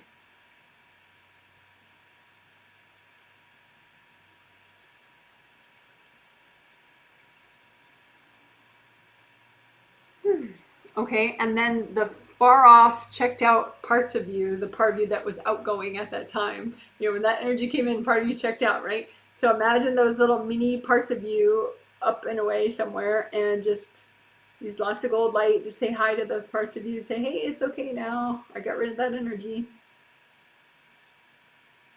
And just lots of gold light, and just let that part of you know it's okay, you're safe now. So those parts of you can start to come back.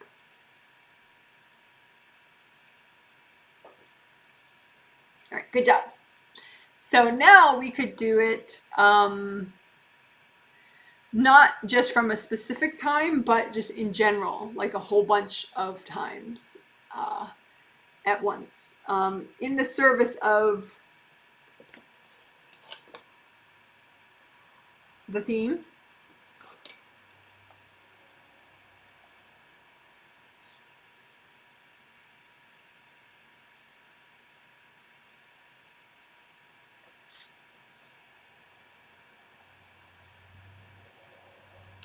So, for example, you could imagine, you know, little points on different timelines. You don't have to imagine, though, really, when they're all from. Just imagine different scattering times.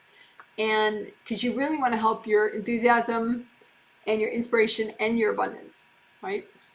I would think. And so just imagine whatever incoming energy happened in those times. And just imagine them in like easy, playful ways. So like refrigerators or trucks or dumpsters full of energy or mountains full of energy, of whatever incoming energy came in during those scattering times that is messing with your inspiration, your enthusiasm, and your abundance, and or your abundance. And just say, angels, is it okay to clear all this right now? And whatever's still left after you ask that, yes, go ahead, clear it. So use lots of gold light. And again, this is from a whole bunch of scattering times all at once, but you're just doing what's healthy and gentle to do right now, right? Anything to help the theme, enthusiasm, inspiration, and abundance. So you're melting away the incoming energy that came, that caused you to scatter.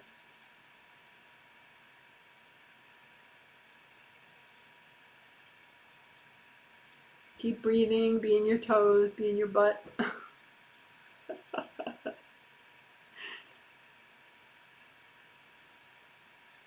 All right, so you cleared what came in, the incoming energy that then caused you to scatter, right? And check out, part of your energy checked out, right? And so this was all sorts of different times when you checked out that's in the way now of your inspiration and enthusiasm and abundance, right? So all these little mini yous, little parts of you far off that never came back, right? So you can say hi to those parts of you and be like, hey, it's okay now. I just got rid of the energy.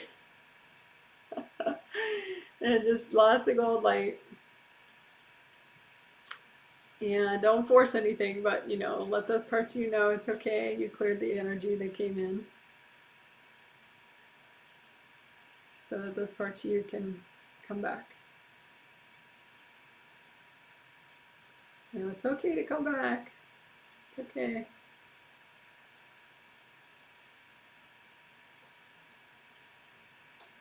All right. Good job. And you can do a lot with that, I mean, in interest of time, we won't keep going with that, but you can keep doing like, just for inspiration, and you can do a specific past life, that squashed your inspiration and just clear the incoming energy and then heal the checked out parts of you from that event. And, it's cool stuff.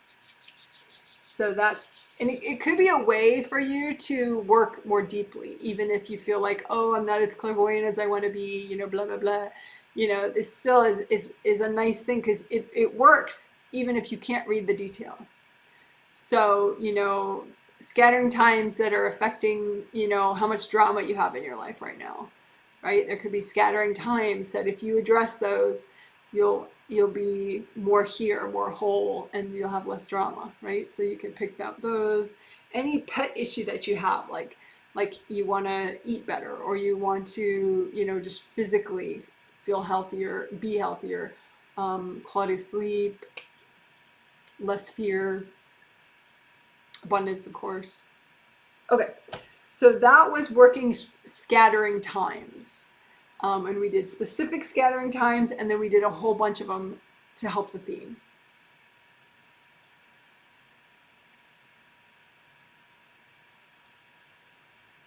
So now we will do something that's a little more helpful for general presence and functioning, which is chakra filaments. So repair, unblock chakra filaments, which they're cords technically, but they're good cords. It's from you to you, from say your physical body first chakra to your astral body first chakra. There's a good cord, which I call a filament, just to be clear, chakra filament. So that would be your first chakra filament that connects your physical first chakra to your astral body first chakra.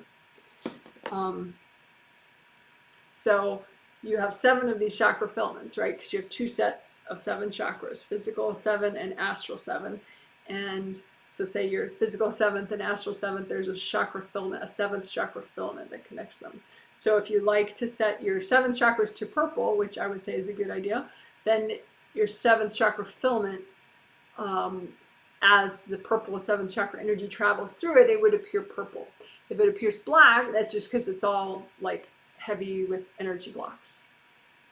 So the more you clear this stuff, the prettier it should look. And if you need a handout to like sort of conceptualize like what each chakra helps you with, the ideal color for each chakra, location, stuff like that, I do have a 2-page email handout that's free. You can just email me, janet@janetwrightreadings.com, and say, hey, could you please send me the free 2-page chakra handout? And I would do that. So each of these chakras is like a round open cylinder, right? And 7 chakras are oriented this way, and 6, 5, 4, 3, 2, 1 are oriented this way. So 7, 6, 5, 4, 3, 2, 1, right? And just the filaments are in between them. And these filaments can get blocked up for a lot of reasons. I did notice that some people that have more physical events, like some physical trauma that your body's going through, say a major illness or something, or an exhaustive medical treatment, could cause a whole bunch of the filaments to block up more than usually. But unblocking your chakra filaments can help just in general, even if you're not going through a medical procedure or something. And unblocking these filaments, it helps your chakras work better. So it's like tuning up your engine of your car. And so you might find that your intuition is better, or your clairvoyance is better, or your ability to get things done is better. Because when the physical and the astral, say 3rd chakra, can communicate with each other better, they can clear faster and you can function better. So again, this is repairing if needed. Like if you feel like there's a break in any of these chakra filaments, definitely heal them up, repair them with gold light from your hands. But also you want the tubes to be flowy, flowy, flowy. Like there's a flowy tube and there's a river within the tube, and you want it to be nice and big and flowy as it needs to be.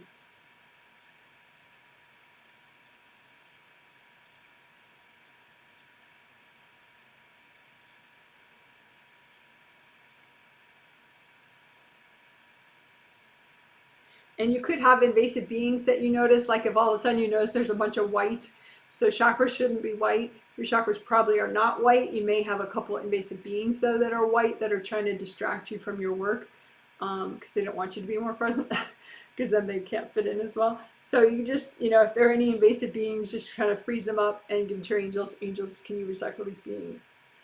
You could say, angels, can you recycle any beings that are in the way of my chakras or my chakra filaments?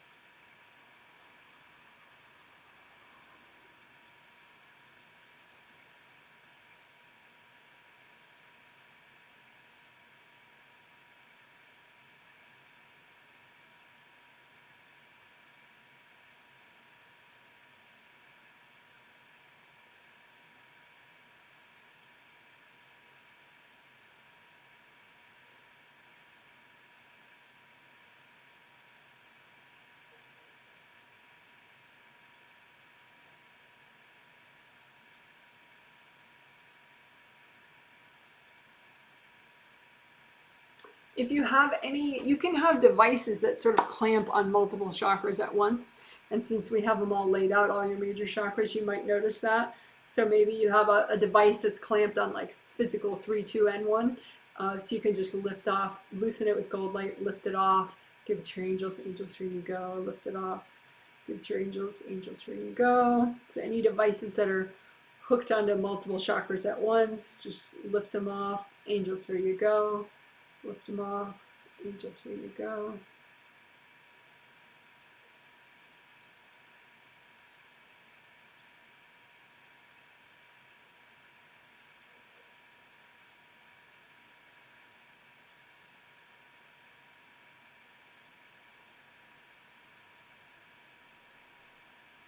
That can be true for upper chakras as well, of course.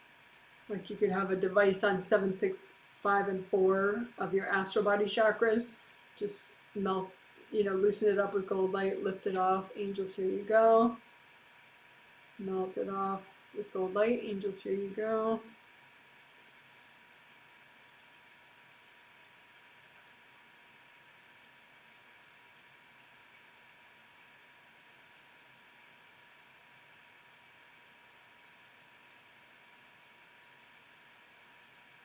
astrally, maybe your lower chakras, you could have just kind of like a device around it that looks sort of like a bunch of frozen ice. So you just loosen that up with gold light, lift it out, angels, here you go. Lift it out, angels, here you go.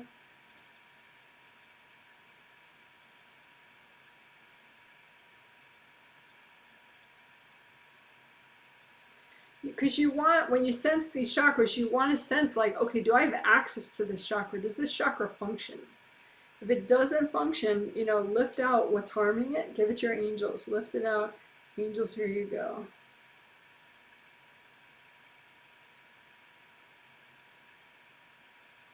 Because, first chakra is for abundance. So, if you sense your astral first or your physical first are not functioning, you want it to be red and flowing and generating a lot of energy.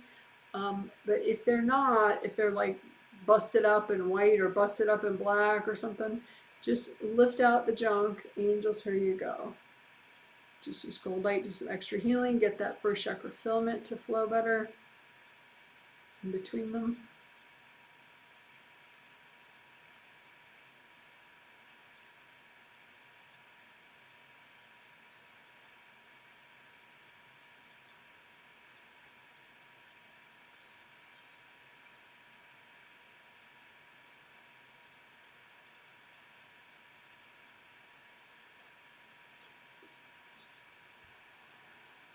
All right, and then you can just imagine those chakras within each, like when you're present, your astral 7 fit into your physical 7. Hopefully all of them, but sometimes it takes time, it takes clearing so that all astral 7 fit into all physical 7.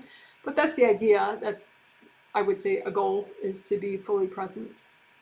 So just imagine, you're just in case imagining them separately got you a little less present. It shouldn't have, but you never know. So just imagine, you're present, be in your arms, be in your legs, be in your fingers, your toes, your butt.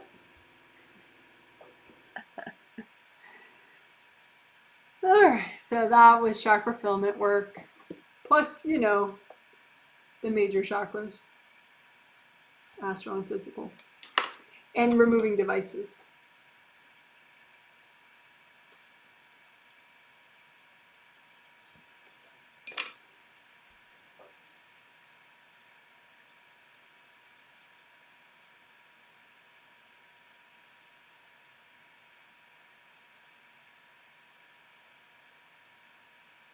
So now we'll just do a speed round of the stuff that I said that was most effective from the last healing. The empty unprocessed stress pots, the melt 2 big energy blocks, and the clear trauma blocks. So we'll do that right now. Nice little speed round. And then that'll probably be it.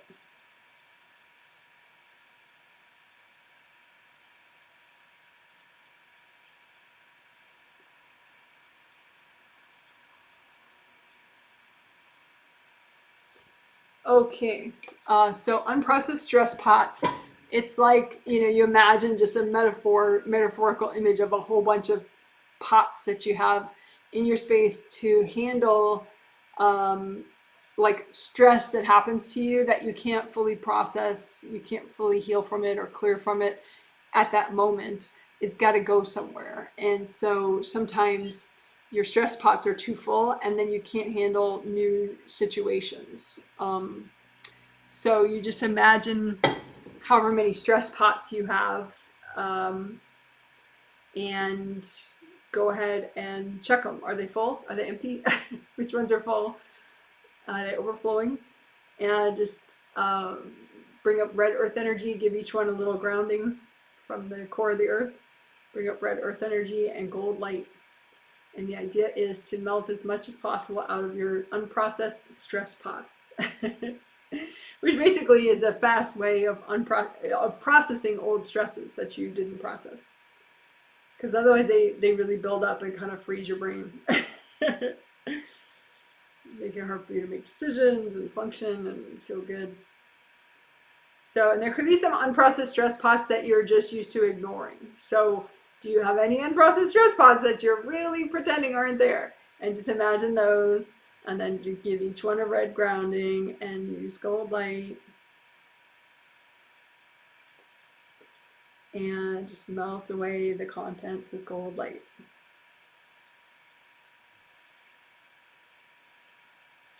Which is a nice quick way to catch up on processing your old stresses.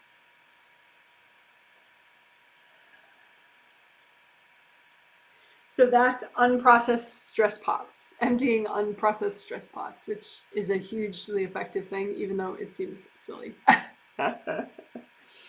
All right, cool. And so now we will do the companion technique for that. Well, a one that also is really good, which is clearing two big energy blocks. So you could have energy blocks that are just so big, well, they're really interconnected to other energy blocks, and that's how they seem too big. And so unless you give yourself a little help, they're not going to clear, and they kind of, freeze your brain. Make it hard to cope with things. So how many two big energy blocks do you have? And just put them all out in front of you. The ones that are good to clear right now. How many two big energy blocks are good to clear right now? And just have your angels double check and remove any that are too much for now. And so even if you have like 20 of them, two big energy blocks, maybe do 3 at a time or something, or 2 at a time, or 4 at a time, and just lots of gold light. And just that sort of unbonds all the energy blocks so that then they explode, because they're not connected into the giant energy block anymore. And then go to some other two big energy blocks you have and run gold light through those so they can all detach from each other.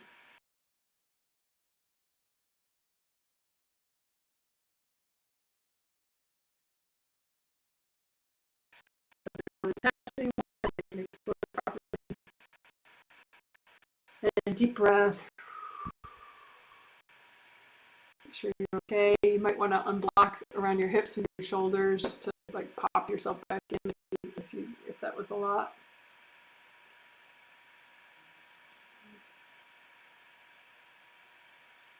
And again, imagine how many unprocessed stress blocks do you still have that would be really good to clear right now. And doesn't mean you have to clear them all in the next 5 seconds, just, do a couple at a time. You can imagine them like maybe each one, two big energy block is like as big as a surfboard, and then you just melt it so that it becomes a lot of smaller energy blocks that then explode. And just keep imagining more of these two big energy blocks, run gold light through them until they explode. Keep doing more, let them explode.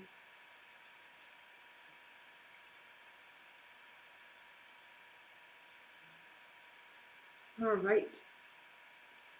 So if you know you have a little more of that, you want to do more, you can, I guess, pause the recording if you want. But you can just say, angels, help me keep working on this.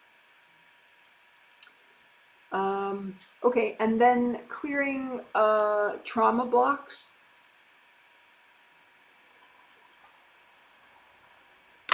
So that's easy. Just make a big gold blanket out in front of you and dump on it energy blocks you have from, it's similar to the unprocessed stress pots in a way, but it's like trauma is like stuff that was definitely not fun, right?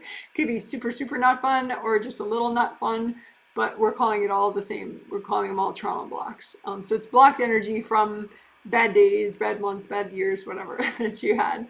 So just put them all on the gold blanket and have your angels ask them, is it okay to clear all these right now? And your angels will remove any that's too much, and then go ahead and just melt them all with gold light. Or blow them up if you want, if you're healing yourself.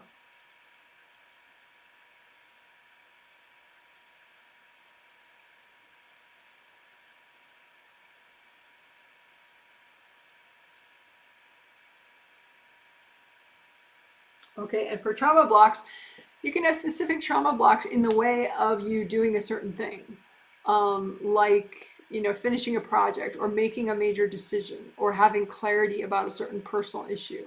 There could be trauma blocks in the way. So make a gold blanket, put out energy trauma blocks in the way of you having you know, moving forward with this certain issue that you have.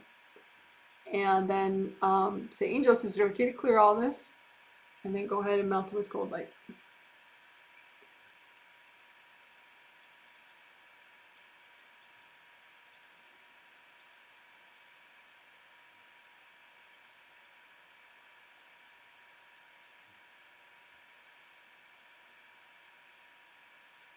And you can have trauma blocks, of course, in the way of the theme: enthusiasm, inspiration, and abundance. Any one of those aspects. So make a big gold blanket, put out in front of you any trauma blocks in the way of your enthusiasm, any trauma blocks in the way of your inspiration, any trauma blocks in the way of your abundance. And say, angels, is it okay to clear all this?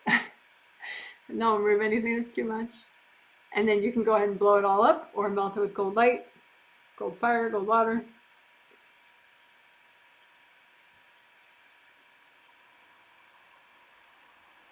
Again, these are trauma blocks that are negatively impacting the theme: inspiration, enthusiasm, and abundance.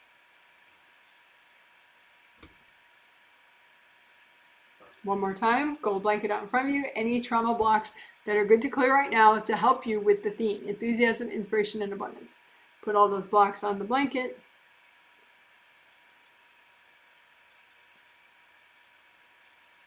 Say, angels, is it okay to clear all this?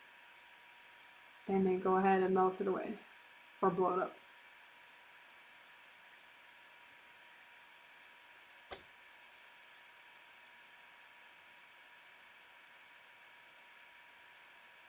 And you could have trauma blocks, not that we triggered too much because we were pretty careful. You know, the gold blanket's pretty approachable. Asking the angels obviously makes it very approachable.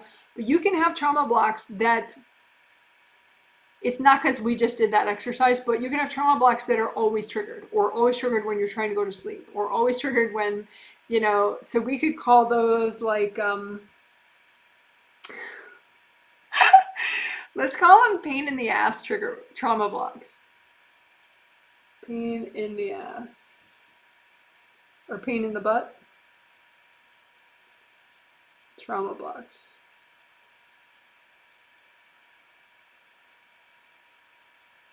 So pain in the butt trauma blocks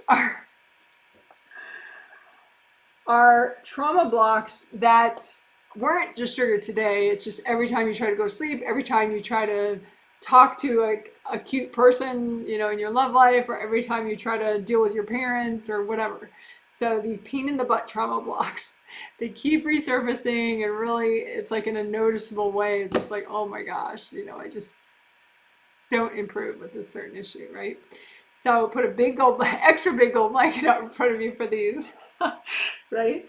And so any pain in the butt trauma blocks that they're just always freaking there. They don't freaking go away, and you really freaking want to make progress on this freaking issue. Right? But don't get too stuck in that frustration of it. But, you know, I'm just validating that this is a big deal. You know? So I need pain in the butt trauma blocks that consistently are in the way of you making progress with a certain thing that means a lot to you. And I say, angels, is it okay to clear these? And then go ahead and use lots of gold light, gold fire, gold water, blow them up.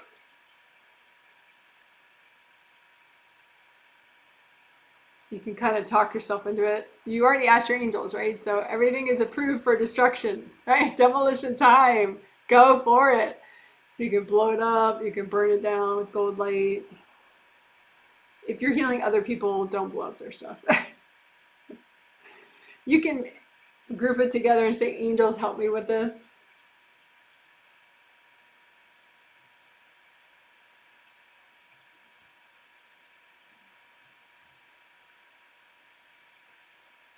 Lots of gold light. Okay, so that was pain in the butt trauma blocks, clearing pain in the butt trauma blocks, blocks that consistently impact you in your daily freaking life. So it's good to get rid of those. So now we'll just do flower healing, because who doesn't love flower healing? So flower healing, you could use your hands or not. I love using my hands for it. So you go ahead and create out of universal healing energy whatever healing energy that you need right now. You can make them in the form of flowers, rainbow colors, gold light. But whatever healing energy you need, just in general, because you just did a lot in that healing. So just make a whole bunch of energy healing flowers for yourself, whatever you really need. And say, angels, can you check my flowers? And then give them to yourself. Okay, again, whole bunch of energy healing flowers, whatever you need, whatever healing energy you really need, just in general in life and after this healing. And say, angels, can you check my flowers? Give it to yourself. Right? And then for the theme, right? So what healing energy do you need to help nourish you so you have more enthusiasm, more inspiration, and more abundance? So just make a whole bunch of energy healing flowers out of universal healing energy set to whatever vibration that you need for your enthusiasm, your inspiration, and your abundance. And say, angels, can you check my flowers? And then give them to yourself. One more time, energy healing flowers for you for inspiration, enthusiasm, and abundance.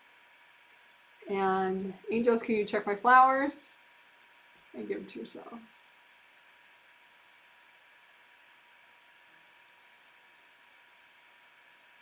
And just redo your grounding, red or orange or yellow. Check the back of it. Make sure it's unblocked, the center of it.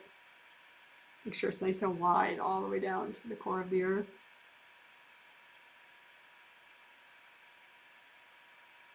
Comb through everything. All your auras, your physical body, your astral body.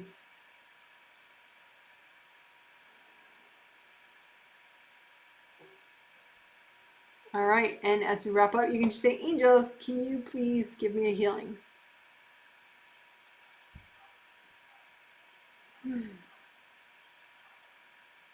All right, good job. That's a healing. You're amazing. Woo woo.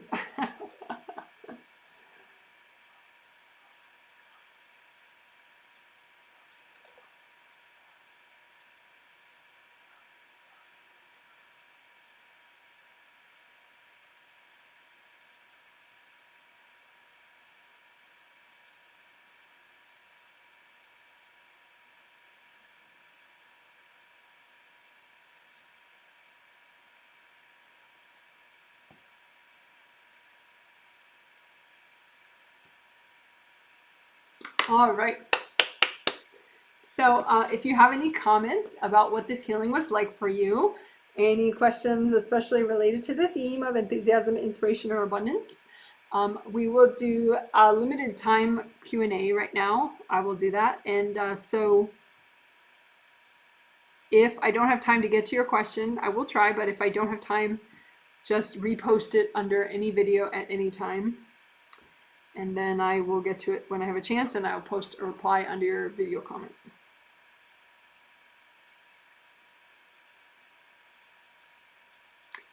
So,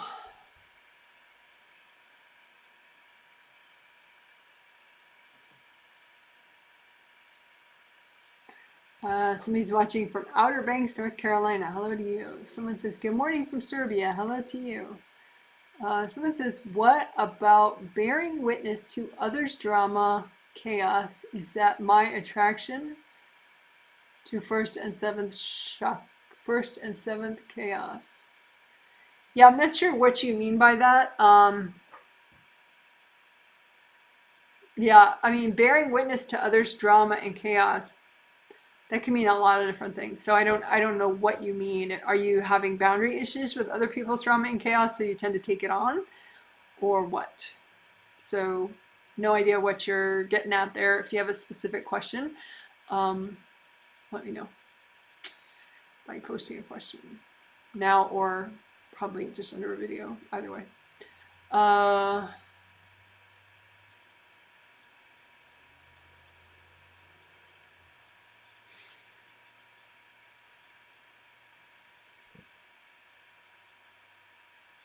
I mean, if I look at you, it looks like your spiritual path, you could protect it better. Like you could, the road that's just for you, that represents what you're meant to learn and experience.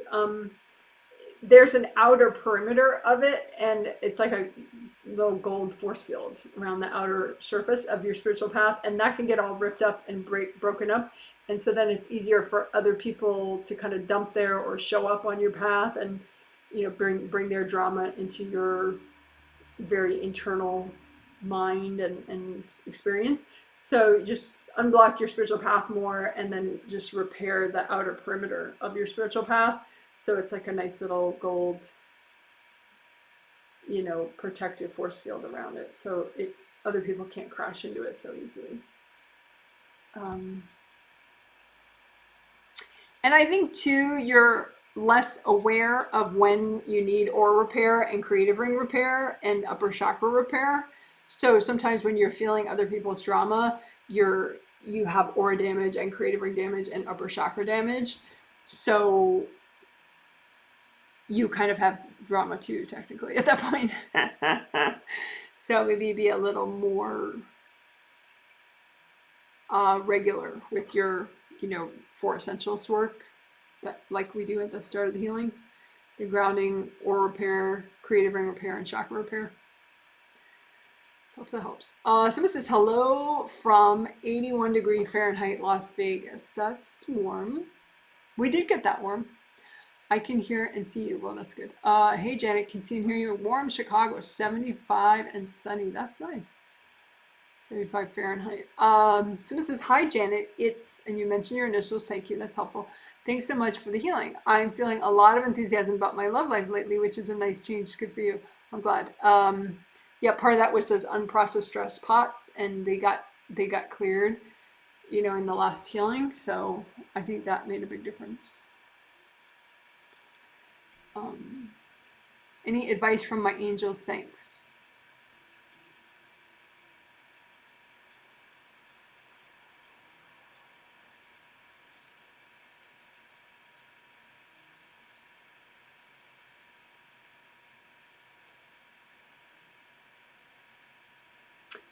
Yeah, your angels wanted me to look at your spiritual path, and it's kind of a funny thing that happens. Like, it's like ahead of you on your spiritual path, all of a sudden there's like these crossroads of like 4 different roads that you could go down, but it's not really your energy that your path forward is that complicated. It looks like boundary issues with a female relative, probably a sister, that is kind of like affecting your upper chakras and causing you to like see complexity when it's not really there. Like, people can have crossroads where they have to make a major decision, and that's really going to affect the trajectory of their life, but you could just have someone in your space that's making everything seem like it's a bigger deal than it is. So maybe just clear siblings out of your space so that your path, there's no complexity that doesn't belong there. Heal your path ahead of you. Hope that helps. So unblock your path more often, basically. Someone says, wow, the scattering time healing was profound. I heard inherited fridge blocks causing scattering. It looks like I have a lot to do with clearing the blocks of scattering times. Yikes and yay. Yeah, a lot of people do. It's a big deal, especially when you count past lives too. I mean, everyone does then, So yeah, it's nice that you realized it, and hopefully it wasn't too freaky. I like imagining, big bunches of energy like refrigerators, because that makes it seem so much more doable. Like, oh, I'm just gonna melt this refrigerator.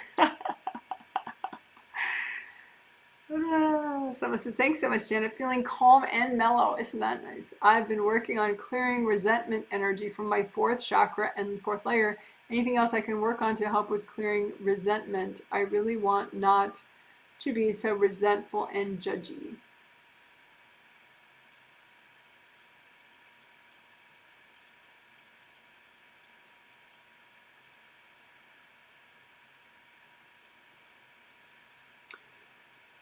Well, I'm wondering if it's a specific group of people, that you're feeling this with, or, because I don't think it's like everyone in life that you're just resentful and judgy about. So I'm curious about that, if you could specify a little bit more. Is it work colleagues? Is it extended, your sort of outer circle of friends kind of people? Is it, um, extended family members? Um,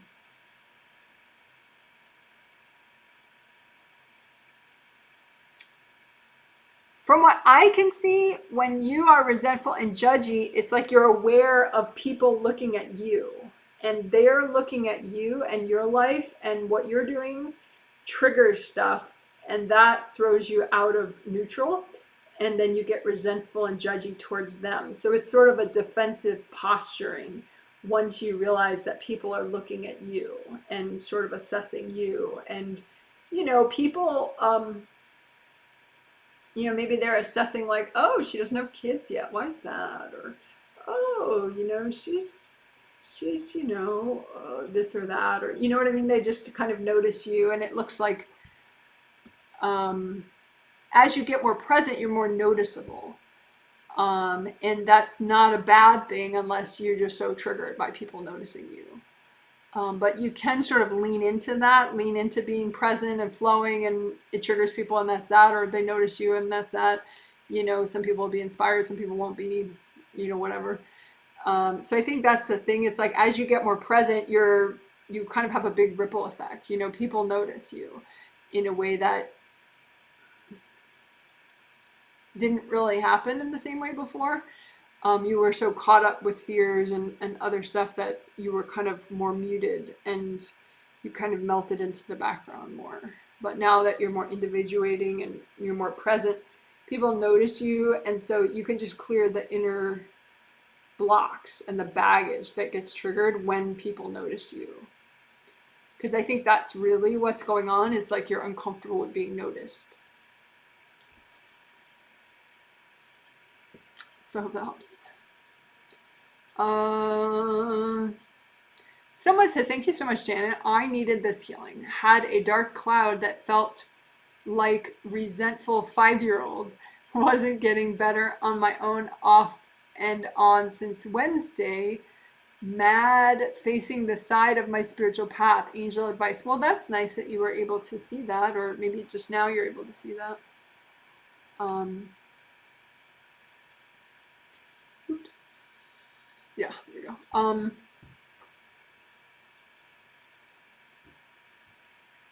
Well, let's see. Today's Sunday. It looks like Monday you were moving forward on your path, but Tuesday some things started going south. Weird. Like, it looks like you had a lot of aura damage that came in, like your upper, like right about here. A lot of whacking, and then you had some chakra damage that start like cracks to 4th on down. So Thursday, Friday, Saturday, you have cracks. You still have the rips. So it just looks like you're like, whoa. So you're doing your best, but it doesn't look like you were able to heal. Sometimes, too, you can get invasive beings that just kind of waltz in. And so it's like a pillow. Each invasive being is like a pillow kind of holding the space of the rip, and so you try to heal the rip, and it doesn't necessarily repair properly because the pillow's in the way, and so the gold light doesn't hit the ripped part enough to repair it.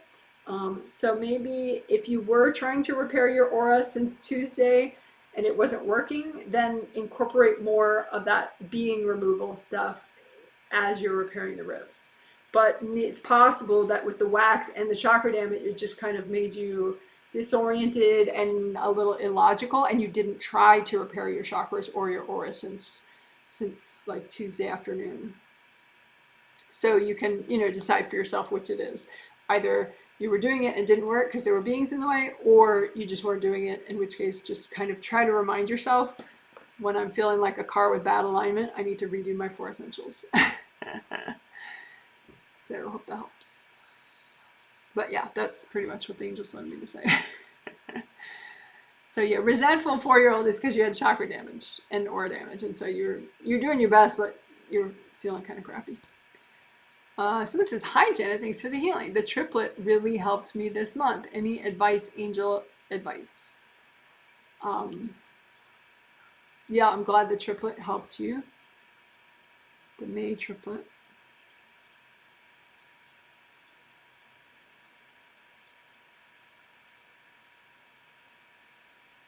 Yeah, your angels wanted me to look at you on your spiritual path, and I looked, and it's like you were trying to dig a tunnel underground, like it was like a side road, but it was just not like a normal side road. It's kind of like you were trying to dig under, like dig a hole down on a side road. So I think that we did that today. The side road blocks or the dead end blocks, like clear more of those, and then unblock your path, because your path did get a little blocked, and then you start on side roads, and you just have some blocks that cause you to do these side roads, go on the side roads instead of staying on your path. So redo that. It was a really short little thing we did. It was like about 6 minutes where we cleared the energy blocks causing you to go on side roads or dead ends, and then we also unblocked your spiritual path. So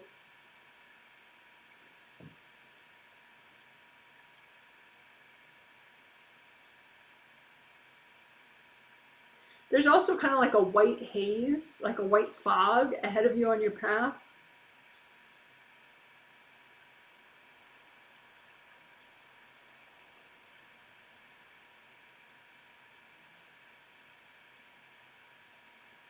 Which looks to be like, I'm not sure if this brother is older than you, but he's your oldest brother. If he's married, then it's his wife or his mother-in-law, but some woman that's connected to him more than you. But they're on your path. They're courting some of your chakras, and so that energy is coming into your system and like putting a white haze, like a white fog ahead of you on your path. So I would just say you could, in general, do women in your extended family, like wives of your brothers, that kind of thing, mother-in-laws of your sisters, all the extended family women, and just kind of make sure you wash them out of your space, like melt the cords away from your blocks, wash them out of your space, wash them out of your path. Because, nuclear family women, you tend to be more vigilant about having strong boundaries with them. So like sisters and moms, even grandmas, but it's these sort of extended family women that you tend to not realize are courting you. So hope that helps. Oh, right. Let's see what else. Someone says melting came in energy. Yeah, incoming energy that caused scattering, triggered a crying, stressed moment at the park where my husband and I convo went left. My throat chakra was feeling real tight. I do feel now like a flower. Are my stress pots better? Yeah, you have a bunch more that you can do, but I think, like you could try again in like a few hours or later today or something like that with the stress pots. I've been in a lot of stress and notice I have been holding my emotions. Thank you so much for this healing.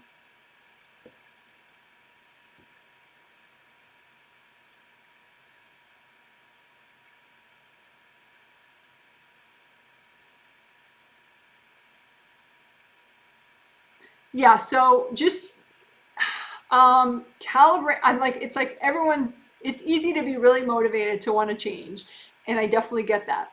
But if you explode into tears, you probably overshot the healthy and gentle. Not by much, maybe, but just try to calibrate to that healthy and gentle, because it depends, but like sometimes if you make yourself spontaneously break out in tears in public, you may not do that exercise again. You might get a little too freaked out. So you want to dial it back just a little, so you're not freaking yourself out, you're not exploding into tears, you're just, clearing energy and then having a fantastic day. And you're like, oh, that was great, I'll do it again. So just kind of watch that. How much are you clearing at once? Healthy and gentle amount, that kind of thing. Also, don't go into the refrigerators, be in your hips. Think of like your your pelvic bones, and your thighs and your butt and your sacrum, and stay there as you clear the refrigerators, and that way, you're here. You're not the refrigerators, right? It's like, here's a teacup and I'm going to put the teacup down, right? So here are the refrigerators, I'm going to melt them away. Here are the refrigerators, I'm going to blow them up. Here are the refrigerators, I'm going to give them to my angels. Angels, here you go. Okay, so I'm going to stay here. I am in my body, I am my spirit, I'm not the refrigerators, right? But I only want to do a certain amount of refrigerator clearing at one time. So, hope that helps. But I'm glad you feel good now.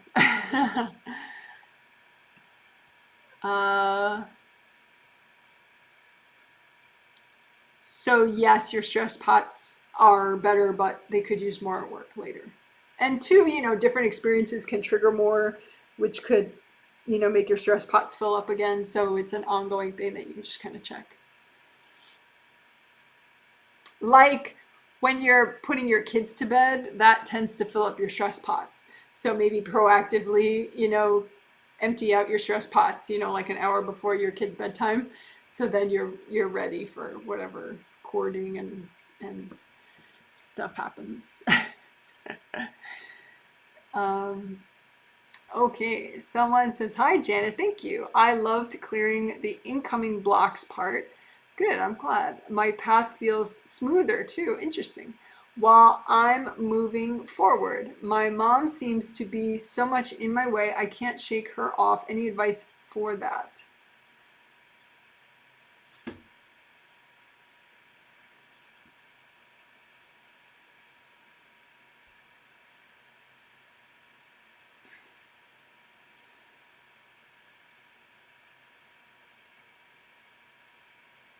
Yes.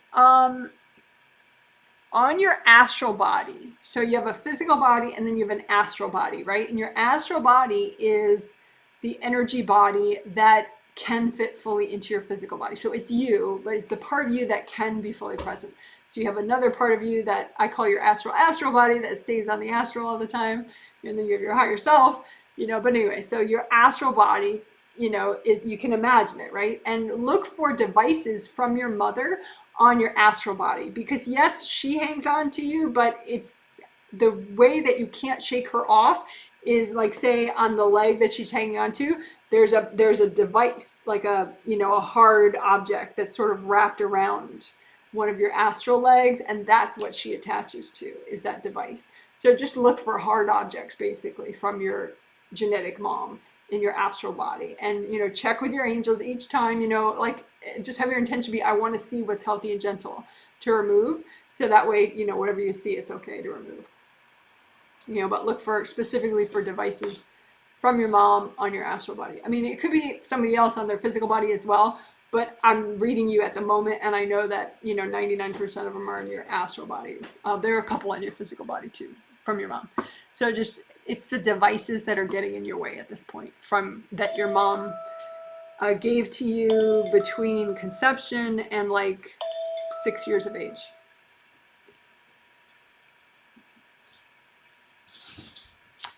Okay. Someone says, thank you for the healing. I finally broke up with my boyfriend this weekend after avoiding it because I didn't want to hurt him. I feel terrible and really guilty. What would be best to work on? Well, I mean, if you were meaning to break up with him, then staying with him doesn't really help him. I mean, that doesn't help anybody, I guess, when you think about it. It's just, breakups are triggering. And the thing is, the reason that the breakup is triggering for him generally, it doesn't have a lot to do with you. It has to do with, past life breakups that he's had, maybe childhood in this life, stuff like that. And you didn't do all that. You see what I'm saying? So you are the breakup is the present time triggering, but it's the old unprocessed stuff that he has that would make it harder for him to handle. And that's not your fault. You didn't do that stuff.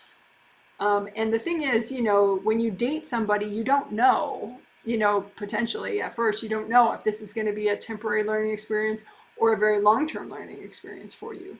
And so it's not like you went into it with some sort of bad faith intention, like you knew it was going to be 2 months and you lied to him and all that. You didn't do any of that, so there's really nothing to feel guilty about. I understand that you do feel guilt, but try to realize that this is just old baggage of yours. There's not like a logical fault that you have.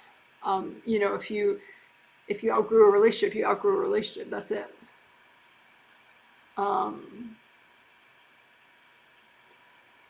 Anyway, let me get back to your comics. I can't find it now. Okay. It would be nice if you had put his initials, but I'll deal.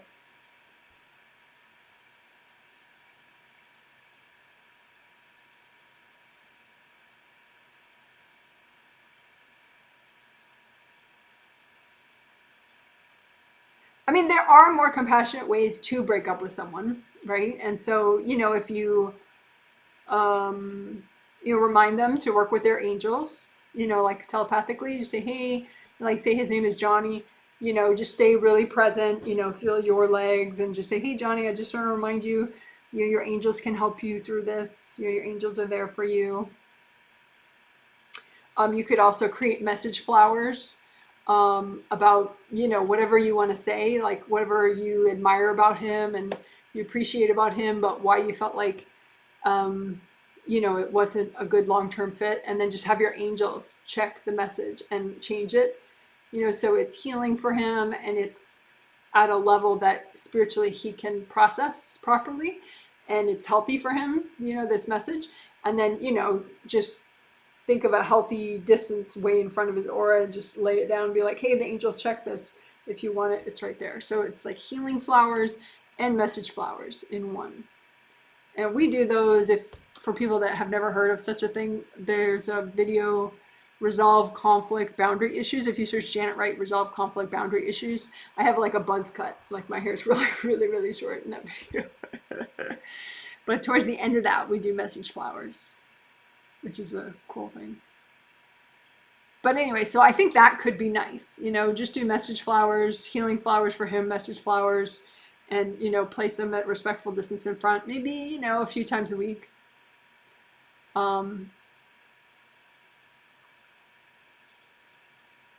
But just try to not cord his blocks.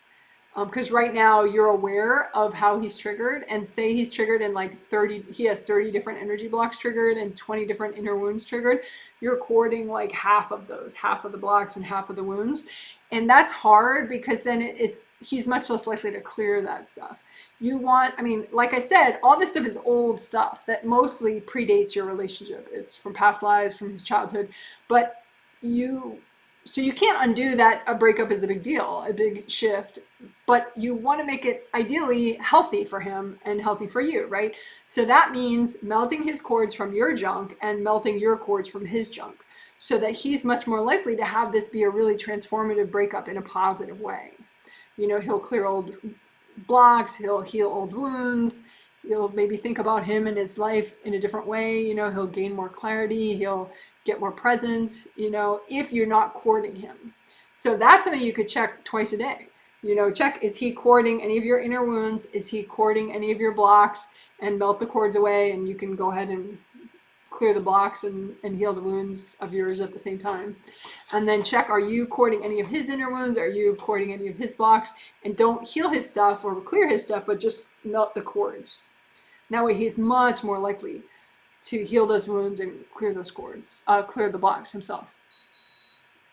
And that's really the best way that you can help anybody that you know, like your dad, your coworker, your friend, your ex-friend, your ex-partner, anybody, is don't cord their stuff. Just let them go through what they need to go through, because it can be very cathartic and transformative in bigger ways if you're not cording their stuff. So if that helps. So that's that. Someone says, hi, Janet. Thanks. I am stressed about the business startup. Last Q&A, Angel said startup has 3 phases and I need to clear at each. I'm intuiting I need to clear inner wounds, repressed anger, shame, failure now.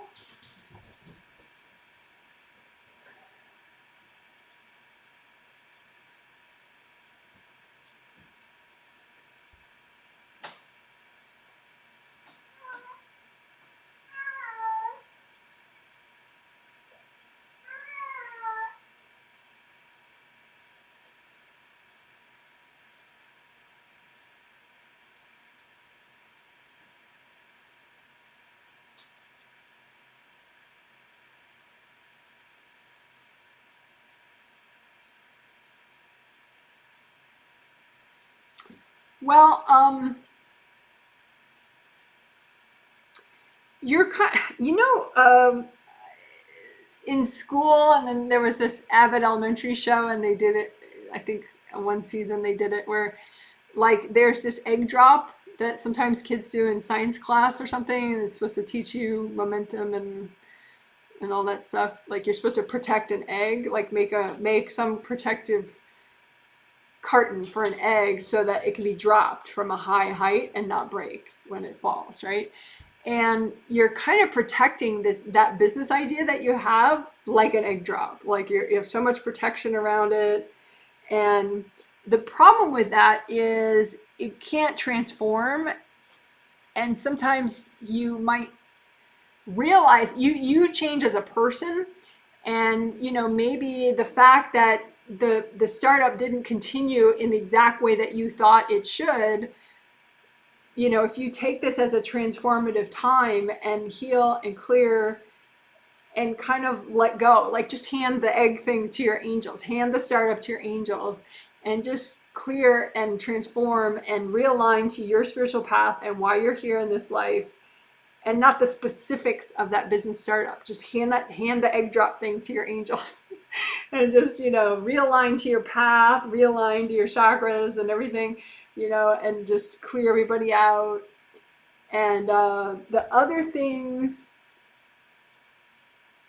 the scattering times, significant scattering times, and actually both new things from today. The side roads, because you have blocks that drive you down side roads, and also the significant scattering times. Work both of the new things from today. Because you were actually one of the sample people, and your spouse was one of the sample people for the side road blocks. So yeah, I mean, because from what I can hear, they're like, let the business idea transform. You don't have to protect it in its exact form into perpetuity. Just hand the egg to your angels and just you transform. And then it could be that, you get an idea and things transform a little, and, and it's for the best what happened, but don't, yeah. So I would say just do the two things from today: the significant scattering times and clearing more dead end blocks, side road blocks, energy blocks that you have within you that cause you to go down little side roads rather than exactly right on your path. So I hope that helps. And you can say, I will allow my business aspirations to transform and evolve so that they best serve me and my spiritual purpose in this life. I'm allowing my business goals to evolve. I'm allowing myself as my personal goals to evolve so that I am more and more true to myself. Yeah. Okay. Yeah. Pain in the butt, energy blocks. Pain in the block, trauma job. Pain in the butt, trauma blocks. Yes. Wow. Really deep and profound. Thank you. You're welcome. Tend to take it on, I think, but overwhelm in wanting to help. So probably boundaries. Yes. Better protection. Thank you. You're welcome. You're referring to a question that I had answered already. Okay. So this says, thank you for this healing. I'm so grateful. Hope you can help me understand if I'm on my spiritual path. Half the time you are, and you are moving forward, but the other half of the time you go down little side roads. And then eventually it gets annoying enough that you let your angels put you back on your main spiritual path. So, and that's true for a lot of people. I mean, some people, all they do is go down these side roads and they're never on their actual path moving forward. Which is why it's like they're trying so hard, but it's just so unsatisfying. When you're on your spiritual path and you're moving forward, there's a deeper satisfaction usually, often conscious. But anyway, so half the time you are on your path and you're moving forward. The other half of the time you go on these little side roads and get sidetracked. So that little exercise we did today, it was just like 6 minutes long. It'll be timestamped so you can repeat it over time. And two, just unblock your grounding more. because your grounding will get blocked, and then it's like everything's so hard with no grounding. So try to just keep, you want a big waterfall, red or orange or yellow, big waterfall.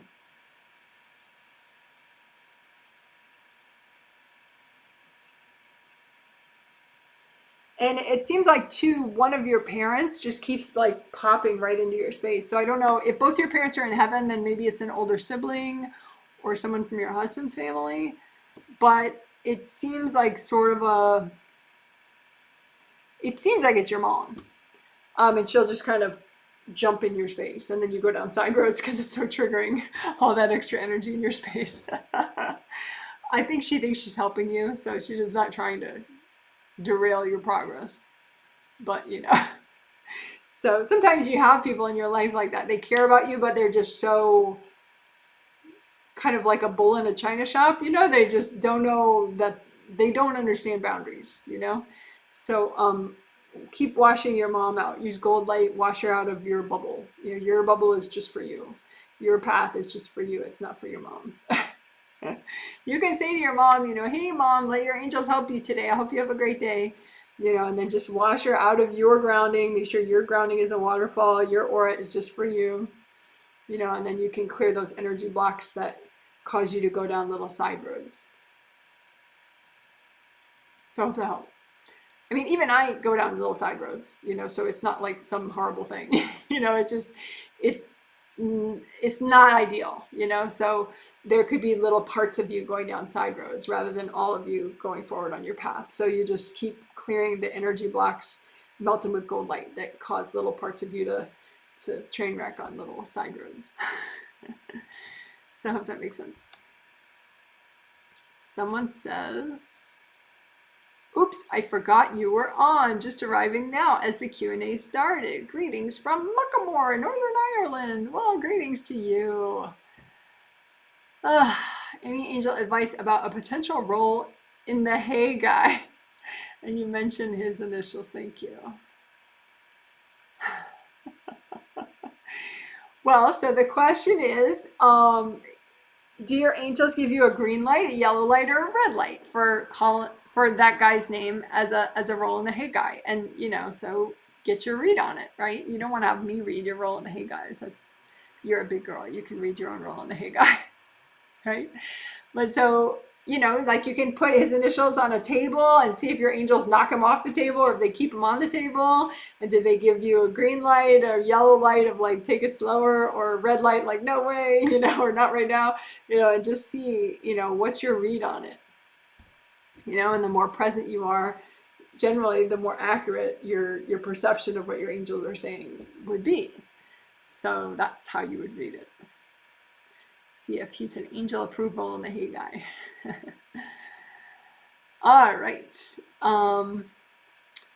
About being resentful and judgy, it's sometimes ex-friends, some family members, cousins, friends. That makes sense that I'm uncomfortable being noticed. Yeah. Yeah. It's some people, they don't realize that you can hear them telepathically. So they'll be like looking towards you just on a spirit level and being like, oh, is she not going to have kids? What's up with that? Or, oh, she's still at that job? Like, that's weird. But they don't realize that their telepathy is actual broadcast telepathy. And so they're thinking their little thoughts about you, and they don't really mean much about it, by it. But you can hear it because it's broadcast telepathy. And you're like, are you kidding me? What do you mean I still at my job? How about you? Blah, blah, blah, blah. So yeah, those particular people that you mentioned, they have very loud inner thoughts, and they're actually projecting them towards you. And so you can hear when they're thinking about you, and then you get all triggered by that. So you can have your angels put up sound barriers, like nice gold sound walls, like on the freeways, the sound walls. Just make nice gold flowy ones though. Have your angels do it between those people, but also you just clear your block so that it just amuses you when you can hear their telepathy. And you don't get all defensive. Okay, someone says, your answer makes total sense. I know exactly what my angels are referring to. Thanks again. You're welcome. Selma says, hi, Janet. I'm better than ever since you helped with anger issues. Oh, good. Thank you. I don't remember what I did with anger issues. I'm thinking that it's like there's you and then there's the angry part of you and there was a wall of denial in between and then you melt the wall of denial and that way you can heal that angry part of you better. And then you're like one person and not like you and then a part of you can't control because you're too busy denying that part of you. So that's what I'm assuming that I told you to do. Um, so good for you. You can also do that for a depressed part of you. There's like a depressed, lethargic, sort of lost feeling part of you, and you have a bunch of denial walls in between you and that part of you. So, depressed, lost part of you. And then just melt the denial wall so that you can better heal that part of you and comfort that part of you so that, that part of you gets smaller and smaller and smaller. And then it's not just like this part of you that just derails your productivity and whatever. So the same thing that you did really effectively with the walled off angry part of you, do that with the walled off depressed lost feeling part of you. Okay, any angel advice for me and my daughters to mentioning their initials as we finish our school year? Help with bad hip and walking like 90-year-old.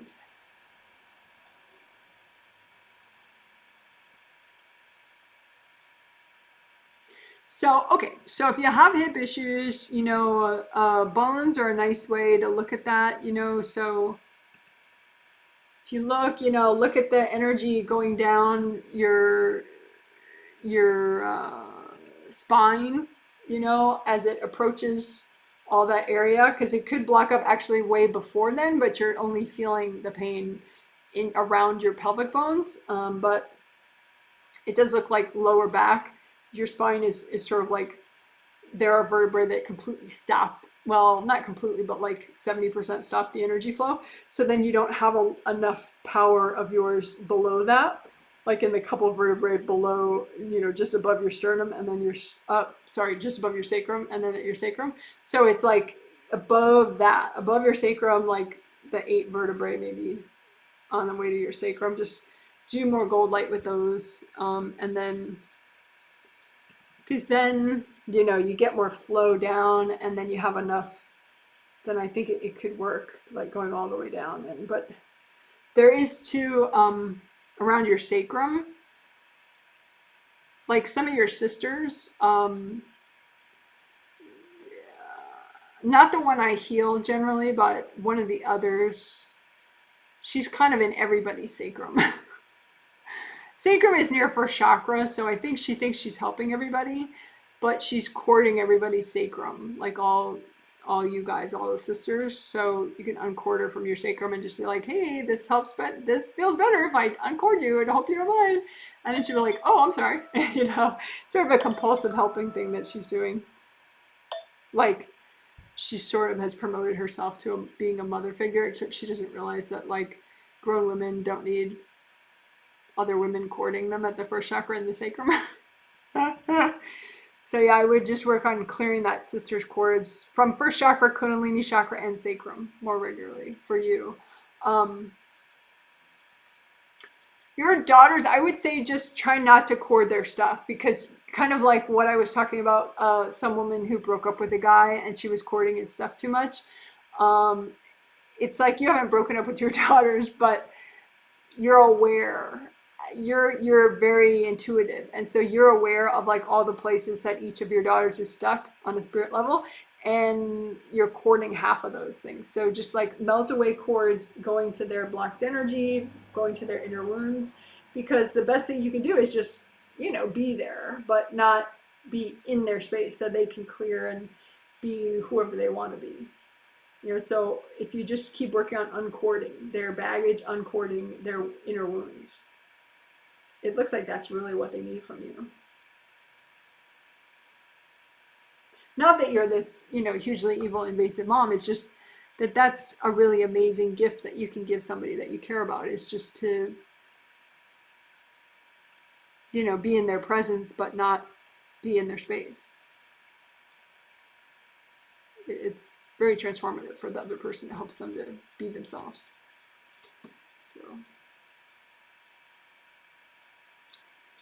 So yeah. You're mentioning, oh, your ex's initials. Yeah, that's fine. Simba says, my first time catching you live. Oh, hey, welcome. Yeah, I do 5 of these live streams a month. The last one for this month is in 2 days, on Tuesday, the 23rd of May, 2023. So there are 5 healings, a set of 3 and then a set of 2 healings. This is the twin set of 2 healings. And yeah, they're all live streamed. The schedule's on my website if you want to see them all for the whole year when they are. JanetWrightReadings.com is my website. Someone says, hi, Janet. Thank you for healing my adult kids. Yes. How did they do? My daughter has been very stressed recently, but hopefully things will work out. Both of their initials you're mentioning. Yeah.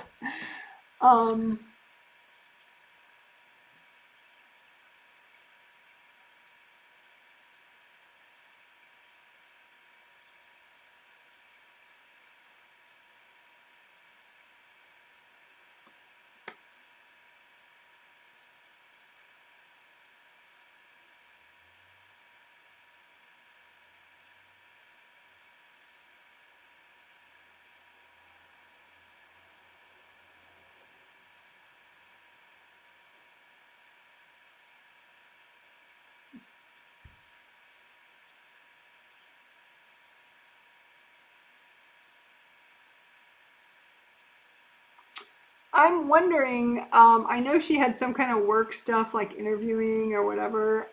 It seems like she's having boundary issues with somebody, but it's not a family person. So I don't know if she's trying to get somebody to give her a referral or give her a job, and she's kind of in their space, so they're kind of in her space. Something like that. So,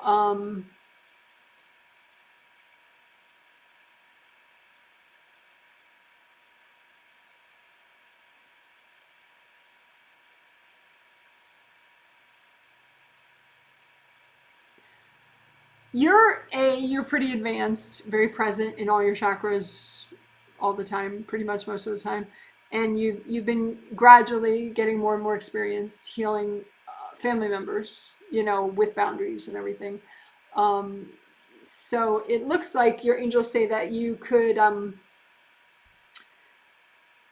as you of course keep working on yourself, like 99%, the 1% you could unblock you like just a couple things on, like, say, your daughter's spiritual path, your son's spiritual path, your wife's spiritual path, your spiritual path, of course, more than anybody's. But that could be something, call your energy off of their path. So, use a gold sun or something and call your energy off of, say, your daughter's spiritual path. So, you're not on her path. And then just, notice if there's like a couple big blocks in front of her, and just ask her on the spirit level, is it okay? Do you want me to run gold light through that, see if they melt? And she says, yeah, sure, go ahead. And then just go ahead and do that. Just stay present and use a copy of her path and just, see, just with gold light, see if the stuff melts. But you could do that, like maybe every other day. Not every day, because you need time to just be separate and not think about her path. And you can say, angels, help me to do this, and with boundaries, healthy boundaries. Okay, hope that helps. Your son did fine. He liked the new stuff. He's like, new stuff was good. Someone says, I'm 90% sure my angels are giving a green light for the role in the Hey Guy. Yeah, that does look right. Someone says, suddenly felt a bit triggered, not as bad as I usually get, but I think it's my mom, question mark. I had told a different person to check their astral body for devices from their mom. And I think that could be a cool homework thing for you too. Because I think that can be one way that it's easier for her to access your space. So just look for hard objects and or devices. You know, devices are sort of, they have more design to them. You know, like a hard object is just, you know, something someone threw somewhere, you know, which can also include devices, but devices are more like, you know, they're crafted, you know, like some handcuffs that make you more restricted on a creative level, or some kind of a, you know, like a clamp right here or something, you know. So you can just look on your physical body and your astral body for devices from your mother, hard objects, hard devices from your mother, and just, you know, melt them away.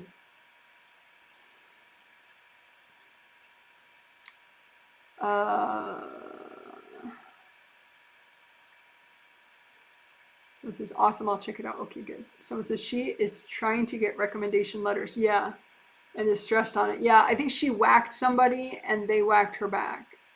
I think, you know, she's not, the thing is, you know, getting recommendation letters, people can blow you off, people cannot do it, and you need to, you know, let them have free will.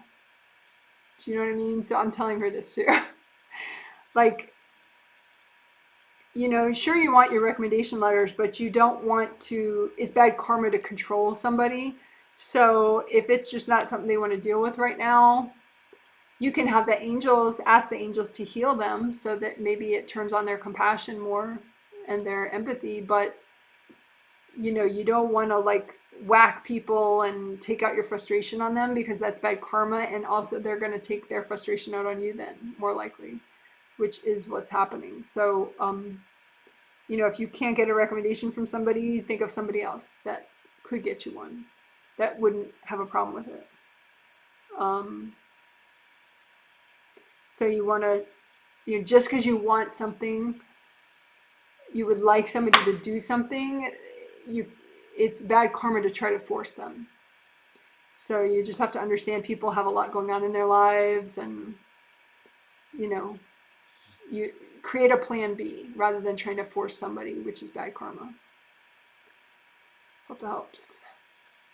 Okay. Someone says, thank you, Janet, but had done the astral body devices work with my mom, but not for a while. Yeah. So as you get more present, you'll be more aware of things that before you weren't ready to clear, you weren't ready to notice. So your skills keep improving. So check again. Thanks for answering all my questions today. You're welcome.